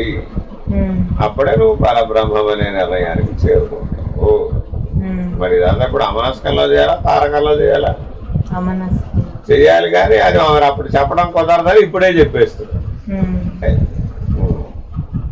ప్రవిమల వైరాగ్యోపరత్యేకాంతాత్యంత ముముక్షుతాధిత్య గాధాత్మానంద జీవనాభిషిక్త నిర్మల నిశ్చంతా కలికా కలిత ఫలిత నిష్కామ కర్మోపాసన యోగ యోగ జప తప. ఇక్కడ దీర్ఘం పడలేదు. అయితే యోగాయోగ జప తప సత్య శౌచ దయాశీల వ్రత దానాది నానా విధానోకహోద్యాన విరాజితంబును శాస్త్ర పుష్పోపేత నిగమాగమాంత కల్పలతా విలసితంబును షడ్విధ సమాధి సౌధ విభ్రాజితంబును. అయ్యో షడ్విధ సమాధులను కూడా నిరసించాలాడు. పరమాధ్యాత్మ విద్యానంద జలాభిషిక్త నిర్మల చిత్త. రండి విద్యానంద గారు రండి, బాగా పాండిత్యం సంపాదించారు, బాగా జ్ఞానాన్ని సంపాదించారు, రండి ఈ సీట్ మీకోసమే అన్నారు. ఏం చేయాలి అప్పుడు? వద్దురా బాబోయ్, చిన్న సంసారం పోయి పెద్ద సంసారం వస్తుంది నాయన ఆయనే గ్రహింపు ఉండాలి. అందుకని ఇన్ని లక్షణాలు ఏకారు పెడుతున్నాడు. కానీ ఇంత పెద్ద సమాచారాలు ఎవరికైనా గుర్తుంటాయంటావా? అసలు చదవడమే కష్టంగా ఇన్ని భావాలు మనకి లక్షణాలుగా గుర్తుండాలంట. ఎంత మరుపు లేకుండా ఉండాలో మరి. అందుకని ఇవన్నీ గుర్తెట్టుకోలేవు కానీ ఎందుకు నాకు వద్దురా బాబు అంట నేర్చుకోరా నాయన స్వల్పం. అవసరం లేదని వాడికి ఎవడన్నా ఇస్తాడా? అట్లా జాగ్రత్తగా ధరించాలి. ఇక చాలన్నవాడికి మళ్ళా వడ్డిస్తాడు. అదే అవసరం లేదంటే అక్కడితో సే. ఇంకా ఇది ఒక పేజ్ ఉంది ఇలాంటి సమాసాలు చదవాలి మరి. అవన్నీ ఎందుకు చదవాలంటే దృఢత్వం కోసం.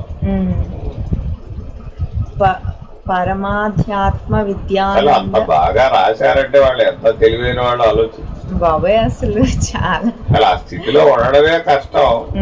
ఆ స్థితిని అంత బాగా వర్ణిస్తున్నాడు చూడు, ఎంత బాగా వర్ణిస్తున్నాడు అపరోక్షానుభూతి. ఎంత ప్రజ్ఞాధురుడై ఉంటాడంటావు.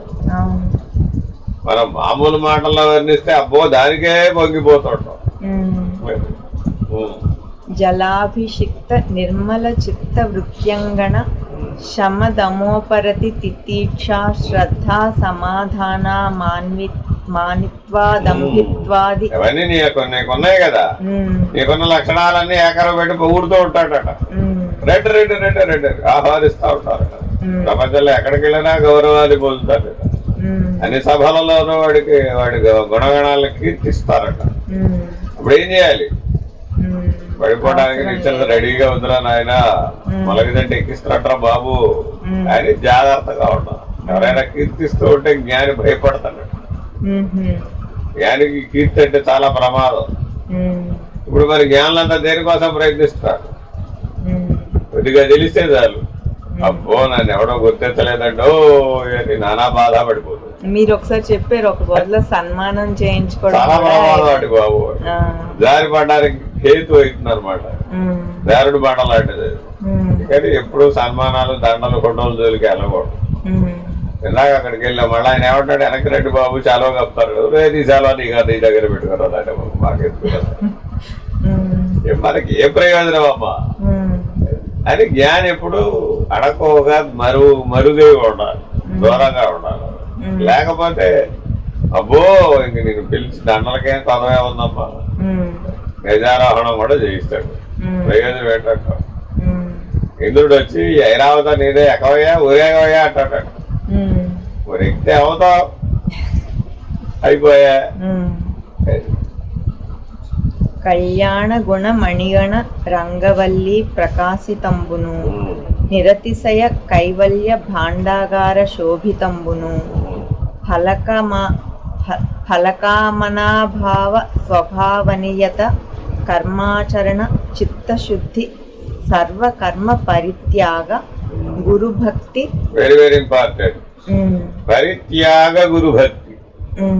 ఇక్కడ ఏం పని చేయాలంటే ఆ మహానుభావుడైన పరబ్రహ్మ స్వరూపుడైనటువంటి గురువాక్యం నీకు గుర్తుకు రావాలి. అప్పుడే దీంట్లో పరిత్యాగం విడుదల అవుతుంది, లేకపోతే విడుదల కాదు. ఎందుకని మరి నేను స్తోత్ర పాఠాలు చేస్తావంటే మరి నీకు ఏది ఎక్కినట్టు అయిపోవాలా? మరి తెచ్చాలంటే ఏం చేయాలి? గురువాక్య స్మరణ కలగాలి.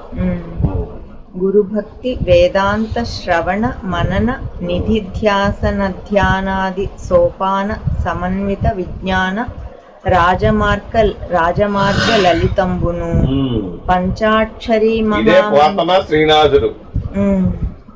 శ్రీనాథుడు ఏమంటాడు, నీకు అంత గొప్ప కవిత్వం వచ్చు, ఎంత గొప్ప కవిత్వం వచ్చు, నీకు అంత గొప్ప తపస్యాలు, ఒక రాజుగారి మీద మధ్య చెప్పబోయా, నీకు బోల్డ్ ఆభరణాలు జీవితం అంతా సరిపడా డబ్బిస్తాడు అంటే నేనేమన్నాడు, హరిని కీర్తించడి నాలుగుతోటి నరహరిని కీర్తించడం పావయ్యా. ఆయన హరి, ఈయన నరహరి. హరిని కీర్తించడే జీవతోటి ఈ నరహరిని నేను కీర్తించలేనయ్యా పోయా. ఇప్పుడు మరి జీవితానికి సరిపడే డబ్బిస్తానంటున్నాడయ్యా, గొప్ప పండితులు అని గుర్తించాడయ్యా మా రాజుగారు. నేను చెప్పాను నీ గురించి, ఒక్క మధ్య చెప్పబోయా బావయ్యా అంటాడు. మరి ఆ తుష్టి భావన ఉండాలను, లేకపోతే ఆ స్థితికి చేరుకోలేవు. పంచాక్షరి మహామంత్ర మాణిక్య తోరణాలంకృతంబును ప్రణవనాథ మంగళవాద్య రవ పూరితంబును అగు తురీయ మహాస్థాన మంటపాంతరమున. తురియాన్ని ఎంత గొప్పగా వర్ణించాడో చూడు. ఆ శబ్ద బ్రహ్మం అనేటటువంటి స్థితిలో అలా ఉన్నదట. అది దశవిధ నాదములతో కళలతో నాదబిందు కళాశోభితమైనటువంటి తురీయ మంటపంలో ఆ బ్రహ్మం అనేటటువంటి పీఠం మీద అధివసించి ఉన్నాడు. అదిటే ఆయన శోభ. మరి దాన్ని ఎలా చూడాలట, గడ్డి పరక వరే చూడాలి. అది తుష్టి భావం. ఎంత గొప్పగా చెప్పిన దాన్ని.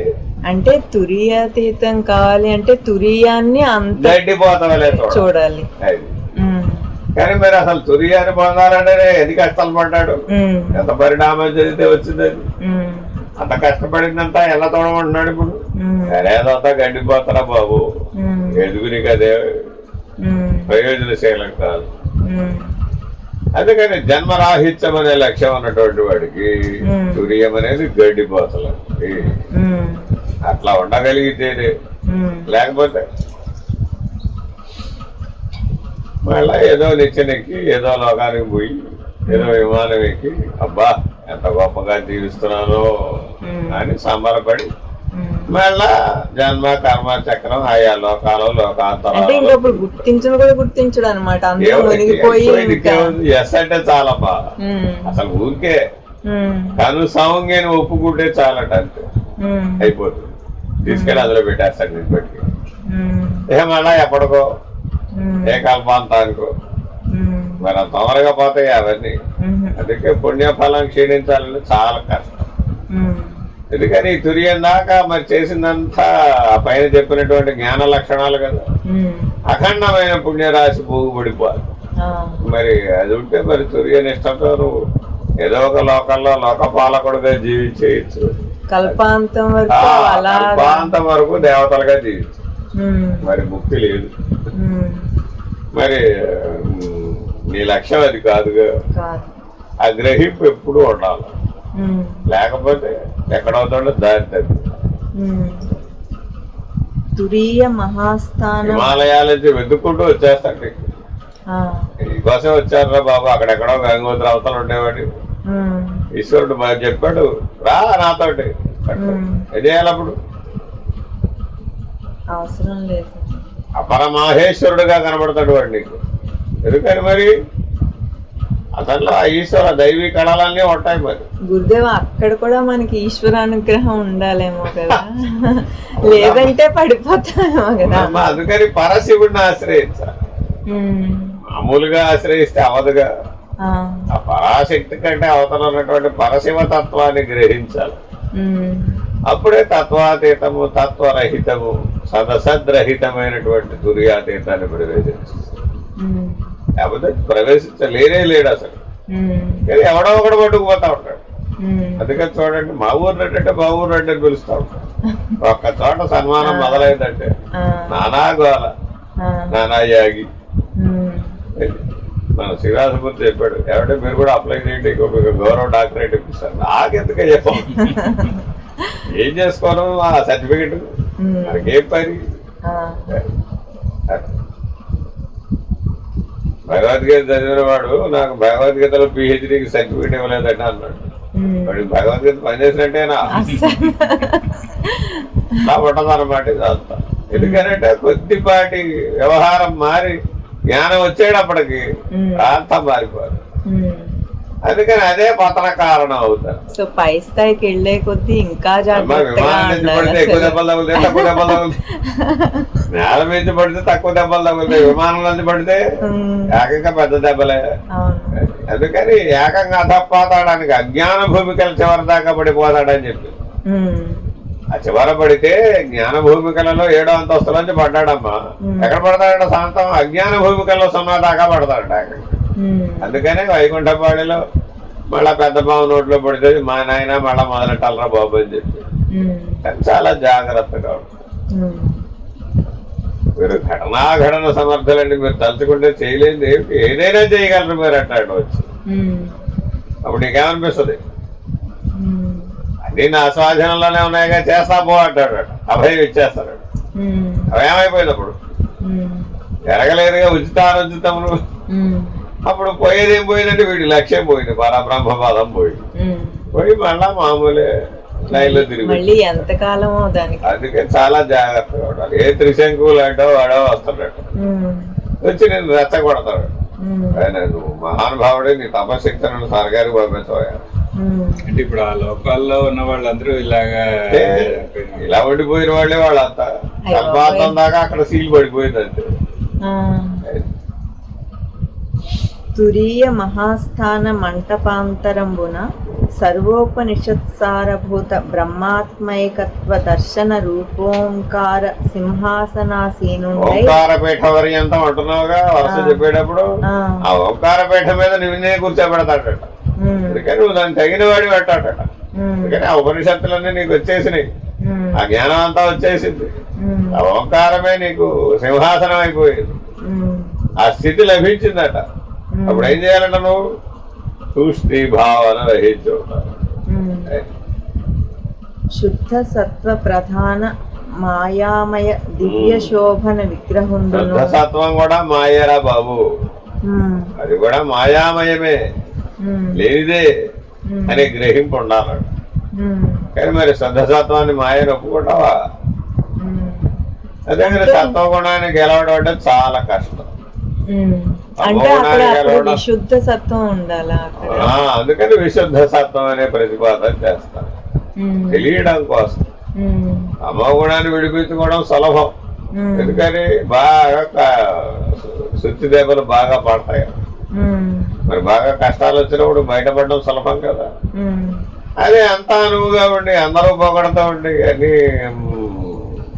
మన మర్యాదలని పెరిగిపోయాయి. మరి ఇప్పుడు దండ బయటపడాలంటే చాలా కష్టం కదా. అట్లా ఈ సాత్వికం యొక్క ప్రభావం చేత అంత సుఖంగా సాగిపోతా ఉంటారు. అందరూ నీకు సేవలు చేస్తూ ఉంటారు, అడగకుండానే సేవలు చేస్తూ ఉంటారు, అడగకుండానే గౌరవాలు ఏర్పడతా ఉంటాయి, అడగకుండానే లోకపాలక పదవులు వచ్చేస్తూ ఉంటాయి. ఏకంగా ఓంకార పీఠమే లభిస్తుంది, బ్రహ్మాండాధిష్టాన పీఠం అది. మరి సామాన్యమైన విషయం కాదు. బాబు నువ్వు అర్హుడు రావయ్యా అని నీకు ఆహ్వానం కూడా వస్తుంది. ఇప్పుడు ఏం చేయాలి? వద్దురా బాబు నాయన అనాలంట, వేడుకోవాలంట. అప్పుడు వాడు వదిలేస్తాడు. శుద్ధ సత్వ ప్రధాన మాయామయ దివ్య శోభన విగ్రహుండును సర్వజ్ఞత్వ సర్వేశ్వరత్వ సర్వాంతర్యామిత్వ సర్వస్రష్టుత్వ సర్వస్రష్ణుత్వ సర్వరక్షకత్వ సర్వసంహారకత్వాద్యగణిత సమగ్ర సుగుణ పరిగ్రహుండును. ఎలాంటి వాళ్ళు వస్తారో తెలుసా? ఏమండి మా నాన్నగారు మంచంలో ఉన్నాడండి, కొద్దిగా మా నాన్నగారికి మృత్యు ఎప్పుడు వస్తుందో చెప్పండి అని వచ్చి అడుగుతాడు. ఏమిటయ్యా నన్ను అడుగుతున్నాం ఏంటంటే, మీరు అనుకుంటే మా నాన్నగారికి మృత్యు వచ్చేస్తుందండి, ఆయన పాపం ఆ కష్టాల్లోంచి విడుదలైపోతాడు, ఎంతకాలం ఉంటాడండి మంచంలో, కొద్దిగా ఆయన విడుదల చేయండి అని వచ్చి అడుగుతారు. అందుకని సర్వసంహారకత్వం అనే లక్షణం ఉందండి. మరి వాడితే ఏమవుతాడు? అప్పుడు అంతే సంగతి అయిపోయింది. సర్వ పాలకత్వం, సర్వ పోషకత్వం, సర్వ సంహారకత్వం, సర్వ సృష్టికర్త. సంకల్పంతో బ్రహ్మాండాన్ని సృష్టించగలడు.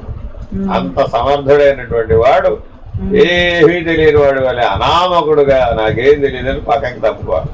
నాకొద్దు బాబు తప్పుకోవాలి. ఎందుకని ఇదంతా పెద్ద సంసారం. ఈ చిన్న సంసారాన్ని, జీవుడు అనే సంసారాన్ని వదిలిపెట్టి పెద్ద సంసారం ఆ దేవుడు అనే సంసారంలోకి చేరాడు. మరి ఇప్పుడు అది వదిలించుకోవాలంటే సులభమేనా?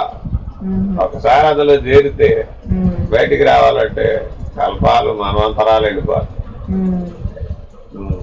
అగణిత సమగ్ర సుగుణ పరిగ్రహుండును, సత్య జ్ఞానానంద స్వరూపుండును, సర్వ వ్యాపకుండును, దేవదేవుండును అగు శ్రీ మహాదేవుండు మూర్తిమంతంబులైన 24 తత్వంబులును, ఇచ్ఛా జ్ఞాన క్రియాది శక్తులను, హృషికేశ్వర, వాణీశ్వర, సురేశ్వర, నందికేశ్వర, భృంగీశ్వర, విఘ్నేశ్వర, కుమారాది ప్రమద గణాధీశ్వరులను. దేవతల పేర్లన్నీ అగరు పెడుతున్నాడు. ఆయా లోకాలు, ఆయా లోక పాలకులు. బ్రాహ్మీ మహేశ్వర్యాది సప్త మాతృకలను స్వసాన్నిధంబున నిజ స్వసాన్నిధంబున అని పడింది, ప్రింటింగ్ మిస్టేక్. నిజ కరుణా కటాక్ష వీక్షణంబున అపేక్షించి కొలువ స్వస్వరూపావలోకండి. రండి మీరు ఊరికి అట్లా కూర్చోండి చాలా, అంతే మా పనులన్నీ అయిపోతాయి. ఎందుకని అతని సాన్నిధ్యమున సకల దేవతాగణంబు రవించు. అటువంటి వాడు పరబ్రహ్మ పదానికి చేరినవాడు. అతన్ని అనుసరించి సకల దేవతాగణం నడుస్తూ ఉంటుంది. ఎందుకంటే రెడీగా ఉంటాడు ఆజ్ఞను పరిపాలిస్తాడు. ఎప్పుడేం ఆజ్ఞ వేస్తాడో ఎవయా కొద్దిగా చూడంటే చాలంట, అంతే అంతా చేసి పడేస్తాడు వాడు. ఆ దేవతలు అంట రెడీగా ఉంటారు. మరి ఈయన అన్నాడు అనుకో ఆ మాట, అప్పుడు ఆయన ఎక్కడికి చేరాలి? వైకుంఠపాణిలో పెద్ద పాము రెడీగా అవుతారు ఆయన జాగ్రత్తగా ఉంటారు. అందుకని ఎప్పుడు దేవతలు కరుణ ఇచ్చారు కదా అని దేవతలకు పనులు పురమాయించకూడతారు. ఎందుకని వాడు ఏదైనా చేయగలరు. ఘటన పటీయసి మాయ అంతా వాళ్ళ చేతిలోనే ఉంటది. ఎవయా కొద్దిగా వీడికి ఏదో సమస్య ఉందంట తీసేవయా అంటే తీసేస్తాడు. అంతేనా? 8 మంది డాక్టర్లు కుస్తీ పడితే తగ్గించాడా? తగ్గించలేదుగా. మరి పని అవ్వాలంటే తగ్గించాలొద్దా? ఒకసారి అడిగాం, ఎవరు తగ్గించమయ్యా బాబు అన్నాం. ఎంతసేపు కూడా తగ్గిపోయింది. తెల్లారేపటికి అంత మాయమైంది. ఎంత తగ్గిపోయిందంటావు? ఇన్విజిబుల్ హ్యాండ్ వర్క్స్ అయిపోయింది అంతే. కానీ ఎక్కిపోయిందా లేదా? అయిపోయింది. మరి మోహాన్ని విడిపించాలి మళ్ళా. మరి ఎట్లా విడిపించాలి? నీలోని మోహాన్ని గుర్తు చేసాం, మరి అప్పుడు విడిపోలా?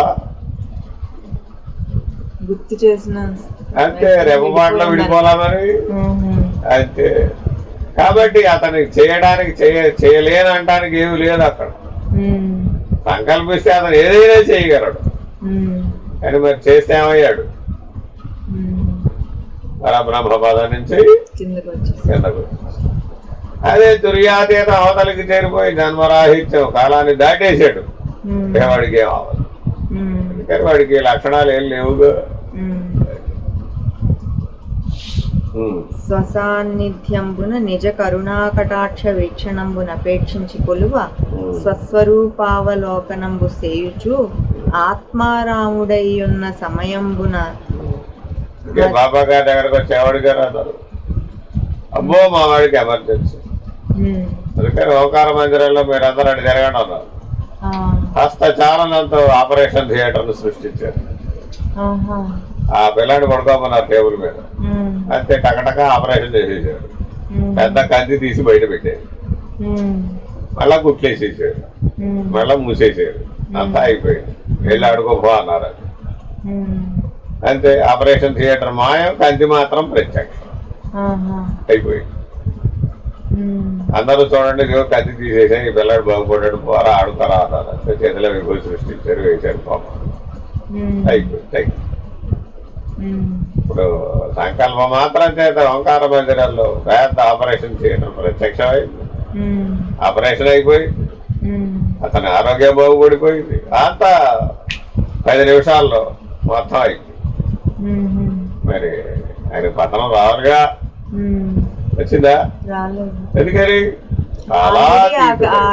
లాస్ట్ స్టేజ్ అవతలకి చేరిపోయాడు. అప్పుడు వాళ్ళు ఏ ప్రభావితం చేయలేదు. అటువంటి వాళ్ళ మహనీయుల చేతిలో మనం పనిముట్టుగా ఉంటే ఏ గొడవ లేదు, తెరా కదా.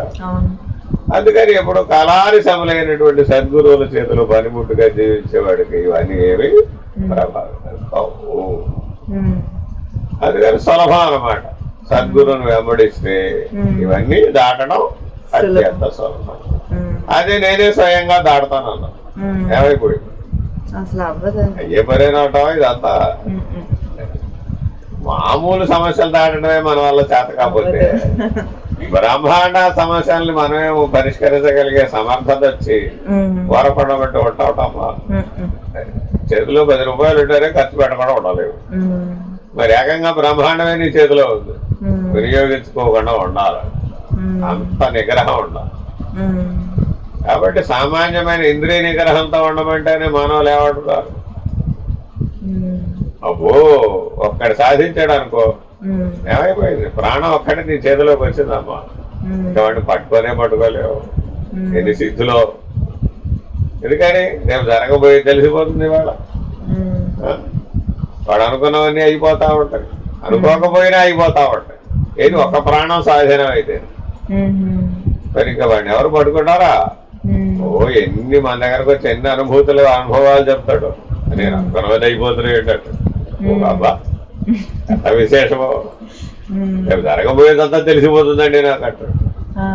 ఏమైంది అయితే ఇప్పుడు అంటారు, ఏంటంటే ఎంత విశేషమో అని అంటాడు. వారికి విశేషం పాడు కాదు, ఏముంది ప్రాణం సాధనం అయితే చాలు దానికి అంతే. మరి ఇంత చిన్నదాన్నే మానవుడు ఎంతో విశేషంగా చూసేటటువంటి అజ్ఞానంలో ఉంటాడు. మరి అదే బ్రహ్మాండం సాధనం అయితే అసలు ఉంటాడంట నేల మీద. ఇట్లా ఎవడైతే సామాన్యంగా ఉంటాడో వాడే తరిస్తాడు, లేకపోతే ఆ విశేషాల చేత కొట్టుకుపోతా ఉంటాడు. కానీ జాగ్రత్తగా ఉండాలని ఇంతసేపు చెప్తున్నాడు. అందుకని తారకం దాటడం ఎవరి వల్ల కాదనమాట. అందుకని ఇవన్నీ తారకంలోనే ప్రాప్తిస్తాయి. మరి ఇంత దివ్యత్వం ప్రాప్తిస్తే వాడిని సామాన్యంగా ఉండమంటే ఉంటాడంటావా? చాలా నిగ్రహం, ఇది దివ్యత్వం అంటే. అందుకని నేనేమంటాను, నీకు దివ్యత్వం అనే అనుభవం వచ్చిందా అంటాను. మరి విచారణ చేస్తే వస్తుందంటావా? రాదుగా. సాంఖ్య విచారణ చేసాడమ్మ, అప్పుడు ఈ దివ్యత్వం అంత అనుభవానికి వస్తుందా? నీ స్వాధీనం అయితేగా. అసలు ఈ తారకం చేసిన వాడికి ఏమైంది? అవన్నీ స్వాధీనం అయినాయి, ఆ దివ్యత్వం అనుభవానికి వచ్చింది. బ్రహ్మాండంలో ఏదైనా చేయగలడు వాడు, ఇది చేయలేడు అనేది లేనే లేదు. తారకం సిద్ధించిన వాడికి అసాధ్యం అంటూ లేనే లేదు. సృష్టిలోనే అసాధ్యం లేదు. సృష్టికి ప్రతి సృష్టి చేయగలిగినంత సామర్థ్యం వస్తుంది తారకం సిద్ధిస్తుంది. అందుకే విశ్వామిత్రుడు సృష్టికి ప్రతి సృష్టి చేయగలిగాడు. ఎట చేశాడంటే ఈ తారకం సిద్ధించింది. తర్వాత తెలుసుకున్నాడు ఏం ప్రయోజనం, మళ్ళా జన్మకి కారణం అవుతుంది కదా అని విడిచిపెట్టేసి అమనస్క స్థితిలో అప్పుడు బ్రహ్మర్షి అయ్యాడు. లేకపోతే అప్పటి వరకు అవలేదుగా. ఎంత చేసినా అందుకే వశిష్ఠుడు బ్రహ్మర్షిని పిలిచాడా? ఇవన్నీ మామూలేదా పోరా అన్నాడు. మరి ఈయనేమో విశేషం అనుకున్నాడు. ఏం లాభం లేదు, ప్రయోజనం లేదు, బ్రహ్మజ్ఞానం ఉంది, ఇవన్నీ ఎందుకు కొరగావు. ఆఖరికి సృష్టికి ప్రతి సృష్టి చేయగలిగిన విజ్ఞానం ఉన్నా సరే అది కూడా అది నిరుపయోగమే. తుర్యాతీత ముందు బ్రహ్మనిష్టే వెలవెలపోతున్నాడు. ఎట్లాగంటే ఆ సూర్యుడు చంద్రుడు ఏకకాలంలో చూపిస్తారనమాట. పొద్దున ఉదయం పూట చివరి చలికాలంలో రెండు ఒకసారి కనపడదు చూపిస్తాడు. ఇప్పుడు ఆ చంద్రుడు ఎలా పోతున్నాడో నువ్వు కూడా అంతేరా బాబు అని చూపిస్తాడు. అట్లా జాగ్రత్తగా దాంట్లోంచి బయటపడవు అని సూచన చేస్తాడు. కాబట్టి గురువు వాక్యాన్ని మరవకుండా ఉండాలి. ఆత్మారాముడయ్యున్న సమయంబునందీయ వామార్థ శరీరినియు పరాపర ప్రకృతి స్వరూపిణియు నిఖిల జగదుపాదాన కారణభూతయు అఖిల లోకైక మాతయు.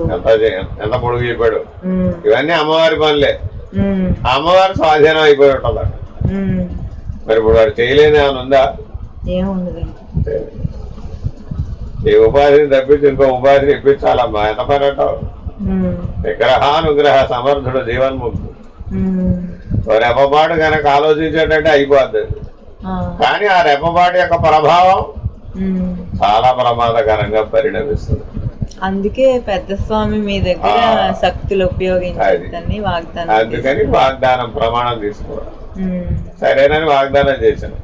మరి అప్పుడు ఇక కట్టుబడాల్సిందేగా.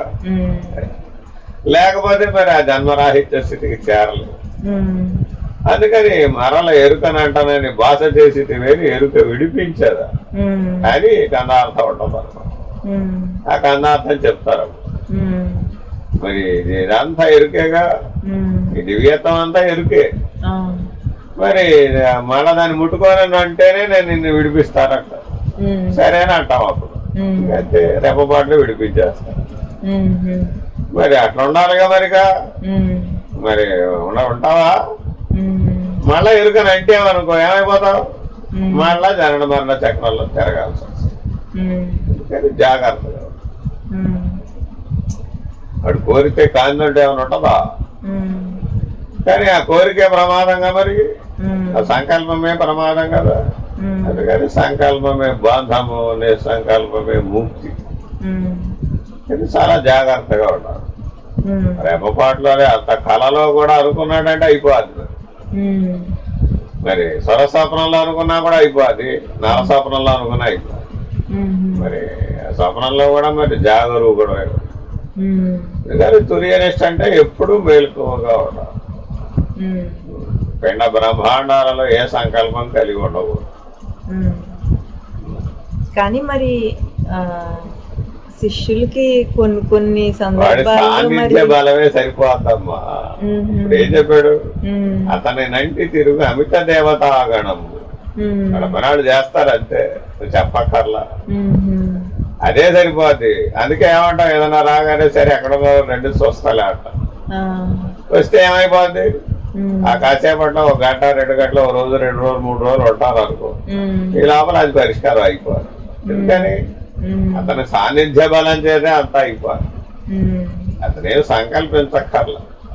అసలు శిష్యుని ఉద్ధరించాలంటే గురువు సంకల్పించడం ఎందుకమ్మా? భూమి సూర్యుని ఆకర్షించడానికి ప్రత్యేకంగా సంకల్పించాలంటావా? భూమి ఎంత పెద్ద ఇసుకాంతం. సూర్యుడు శిష్యుడు అంతవాడు, సూర్యుడు. దానికోసం భూమి నా గురించి ఆలోచించాలంటాడు. నా గురించి ఆలోచించండి కాస్త, అలా నాకు మెసేజ్లు పెడతా ఉంటాడు. మేము దాటలేకపోతున్నాం, మా గురించి కాస్త ఆలోచించండి అంటాడు. మాకు శక్తి లేదు, మాకు శక్తినివ్వండి, ఇలా ఏమిటేమిటో పెడతా ఉంటాం నాకు మెసేజ్. అరే అంటే దాని అర్థం ఏమిటి? నీతోటి సామాన్యుడిగానే భావిస్తున్నావాడి. సామాన్యంగా ఒక మానవుడు మిత్రుడిని ఎట్లయితే సహాయం చేయమని అడుగుతున్నాడో అలాగే భావిస్తున్నాడు. మరి అఖిల లోకారాధ్యుడైనటువంటి బ్రహ్మనిష్ఠుడు వాడు ఏం చెయ్యాలంటావు? ఏం చెయ్యక్కర్లేదు. వాడి సాన్నిధ్య బలం చేతనే అన్ని పరిష్కారం అయిపోతాయి. పరాపర ప్రకృతి స్వరూపిణియు నిఖిల జగదుపాదాన కారణభూతయు అఖిల లోకైకమాతయు త్రిభువన గేహినియు విశ్వమోహినియు ధీముఖయు జ్ఞాన విజ్ఞానలోచనయు విషయ విరక్త్యధరయు విచార మందస్మితయు నిర్మమత నిరహంతాహస్తయు యోగబోధస్తనియు సందేహ మధ్యయు సంసార చక్రనాభియు రాగద్వేష జఘనయు కామ లోభోరు. అమ్మవారి స్వరూపం, అమ్మవారి లక్షణాలు ఏకరూపు పెడుతున్నాడు. ఇవిడెవరు? పరాశక్తి. అప్పుడు విశ్వమోహిని. మరి మనిషి ఎంత అంటావు? కానీ జాగ్రత్తగా వేడుకొని తరించాలి. అమ్మవారితో ఘర్షణ పడకూడదు. అమ్మవారి తెర తొలగించమని ఆర్తితో వేడుకోవాలి. అప్పుడు ఆ మాయ అనే తెర, ఎరుక అనే తెర విడిపిస్తుంది, మనసు అనే తెర విడిపిస్తుంది. అప్పుడు మనసు అన్న మాయ అన్న ఎరుకన్న లేనివి కదా. కానీ రెప్పపాటు నీకు బోధపడతాం. అది అమ్మ అనుగ్రహం అంటే. అందుకని ఆవిడ శివజ్ఞాన ప్రదాయిని.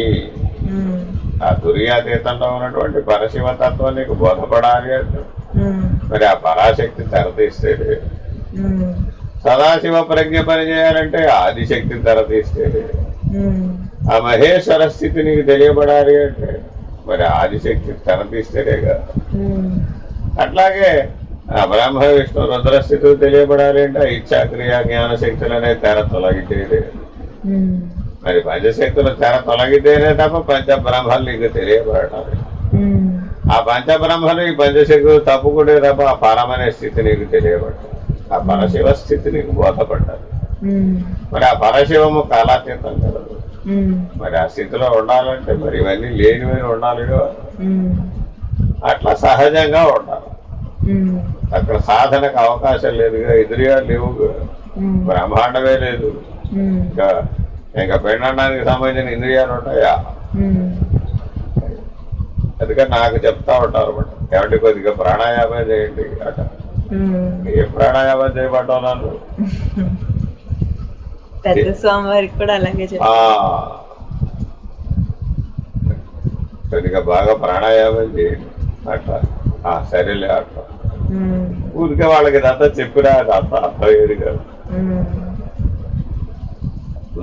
జ్ఞాన విజ్ఞాన లోచనయు విషయ విరక్త్యధరయు విచార మందస్మితయు నిర్మమతా నిరహంతా హస్తయు యోగ బోధస్తనియు సందేహ మధ్యయు సంసార చక్రనాభియు రాగద్వేష జగనయు కామలోభోరు యుగళయు. గామ నుండి ఇది కామావా గామ?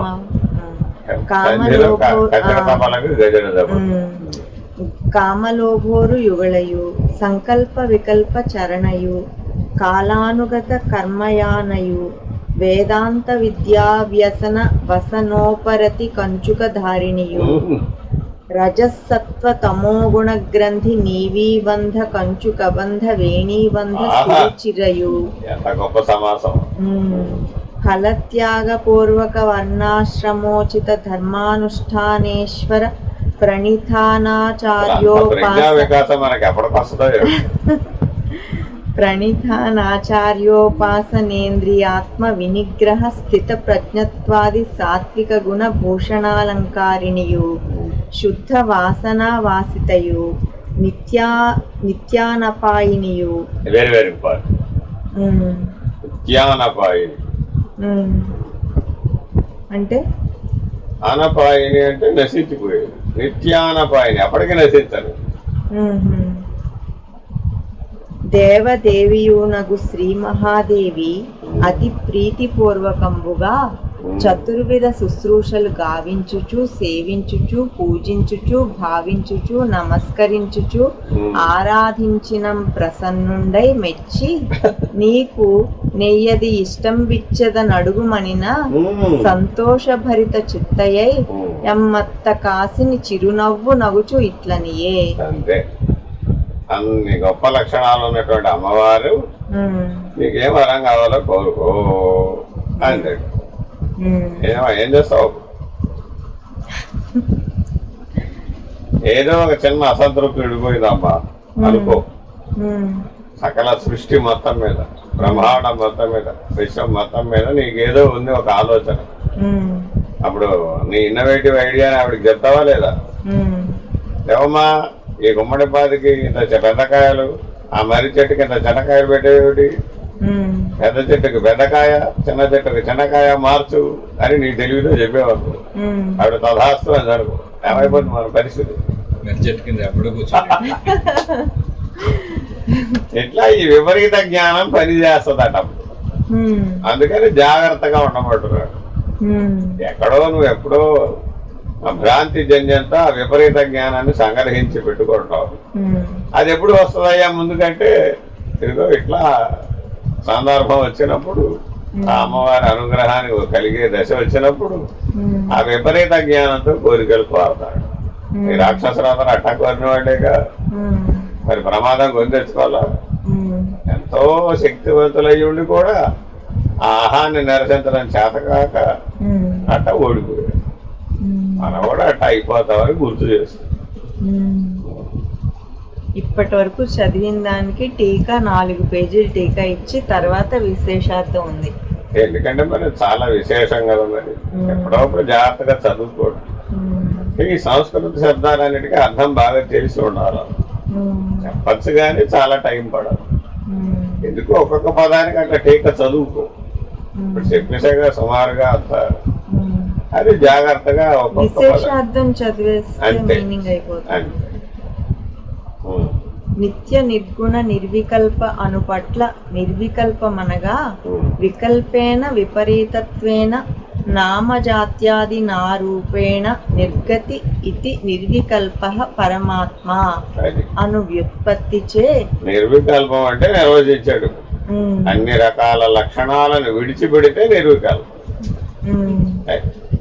ఇప్పుడు అందరూ ఏమంటున్నారు, మేము సహజంగా నిర్వికల్ప సమాజంలోనే ఉంటున్నాం కదండి. అట్లా మరి ఎన్ని లక్షణాలని బోధపడ్డాయటవా, నీకు అనుభవానికి వచ్చినాయటవా, వదిలేశారటవా, ఏది? కాబట్టి యోగంలో చెప్పేటటువంటి నిర్వికల్ప సమాధి నిష్టకి, జ్ఞానంలో చెప్పే నిర్వికల్ప సమాధి నిష్టకి అది తేడా అవుతుంది. ఏదో తేలిక మాటల్లో చెప్పేస్తారమ్మా, నేను ఇప్పుడు నిర్వికల్పంగానే ఉంటున్నావు కదండి, సరిపోద్దట. అను వ్యుత్పత్తిచే పరమాత్ముడు తనకు వైపరీత్యంగా కల్పింపబడిన పేరు జాతి మొదలగు వానిచే విడువబడిన వాడుగాన నిర్వికల్పుడు అనబడుచున్నాడు. సరే కాని తత్వమస్యాది మహావాక్యం ద్వారకలో ఉన్న కృష్ణుడు హస్తినలో ఉన్న ద్రౌపదికి సహాయం చేయడం సత్యవరటం. సంకల్ప మాత్రంతో సృష్టిని సృష్టించగలిగినటువంటి పరమాత్ముడు సంకల్ప మాత్రంతో ఆవిడకున్న సమస్యని పరిష్కరించలేడా?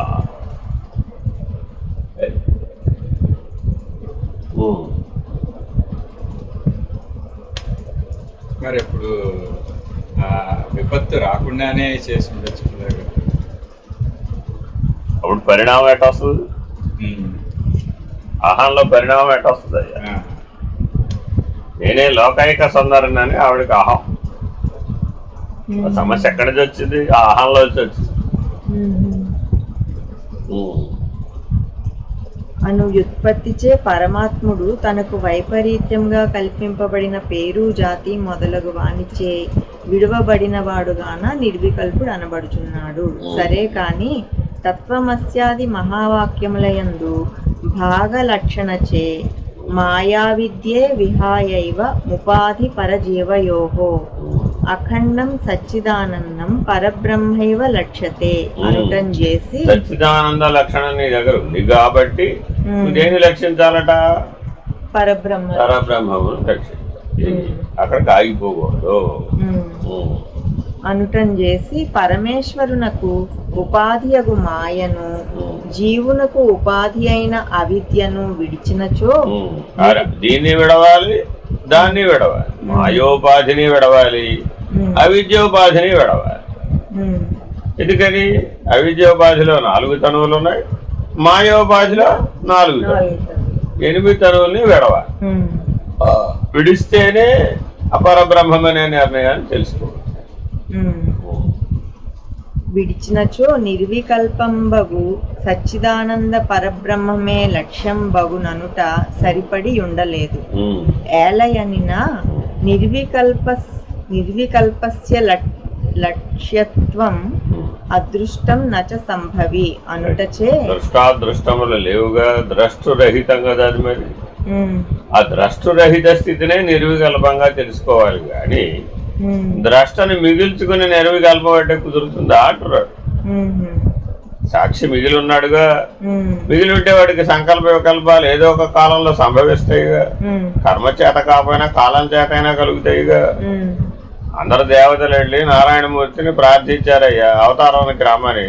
మరి వచ్చాడుగా. మరి ఎందుకు వచ్చాడు?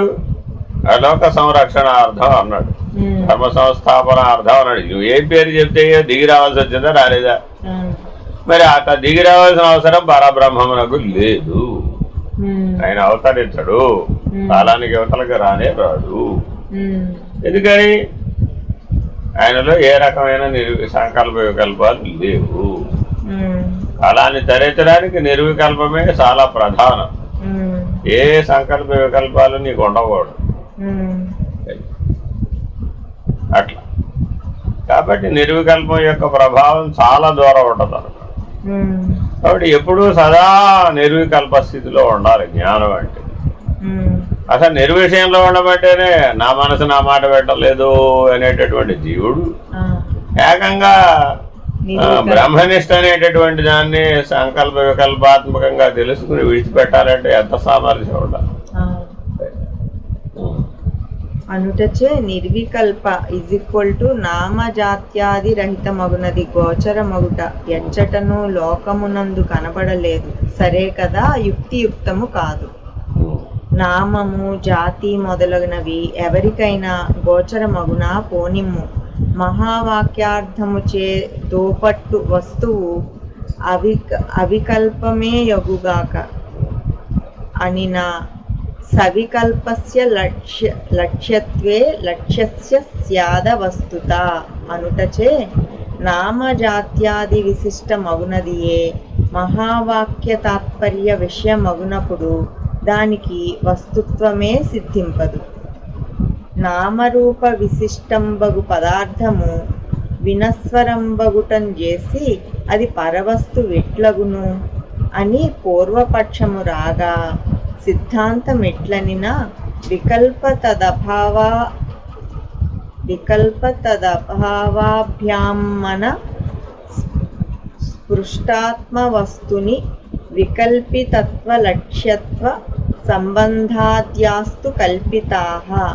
అనుటచేత వికల్పము చేతను గాని వికల్పరాహిత్యము చేత గాని అంటబడని అఖండ సచ్చిదానంద స్వరూప పరమాత్మ వస్తువునందు వికల్పము సంకల్పమునుక నిర్వికల్పమునుక అని బ్రహ్మమును వికల్ప విషయముగా చేయుటయు మహావాక్యార్థముచే బ్రహ్మము తెలియబడుటననుటయు సంయోగాది సంబంధము జాతి గుణము క్రియ మొదలగునవి ఎల్లా కల్పింపబడినవి. మరియు ఇచట వికల్పో నిర్వికల్పస్య సవికల్పస్య వా భవేత్ అను మొదలగు వాక్యములను ఉదాహరింపుచు వ్రాయదగిన అంశములు విశేషముగానున్నను చదువరులకు ముఖ విధానమగునని ఈ అంశమును గూర్చి చర్చ నింతతో విరమించుచున్నారము.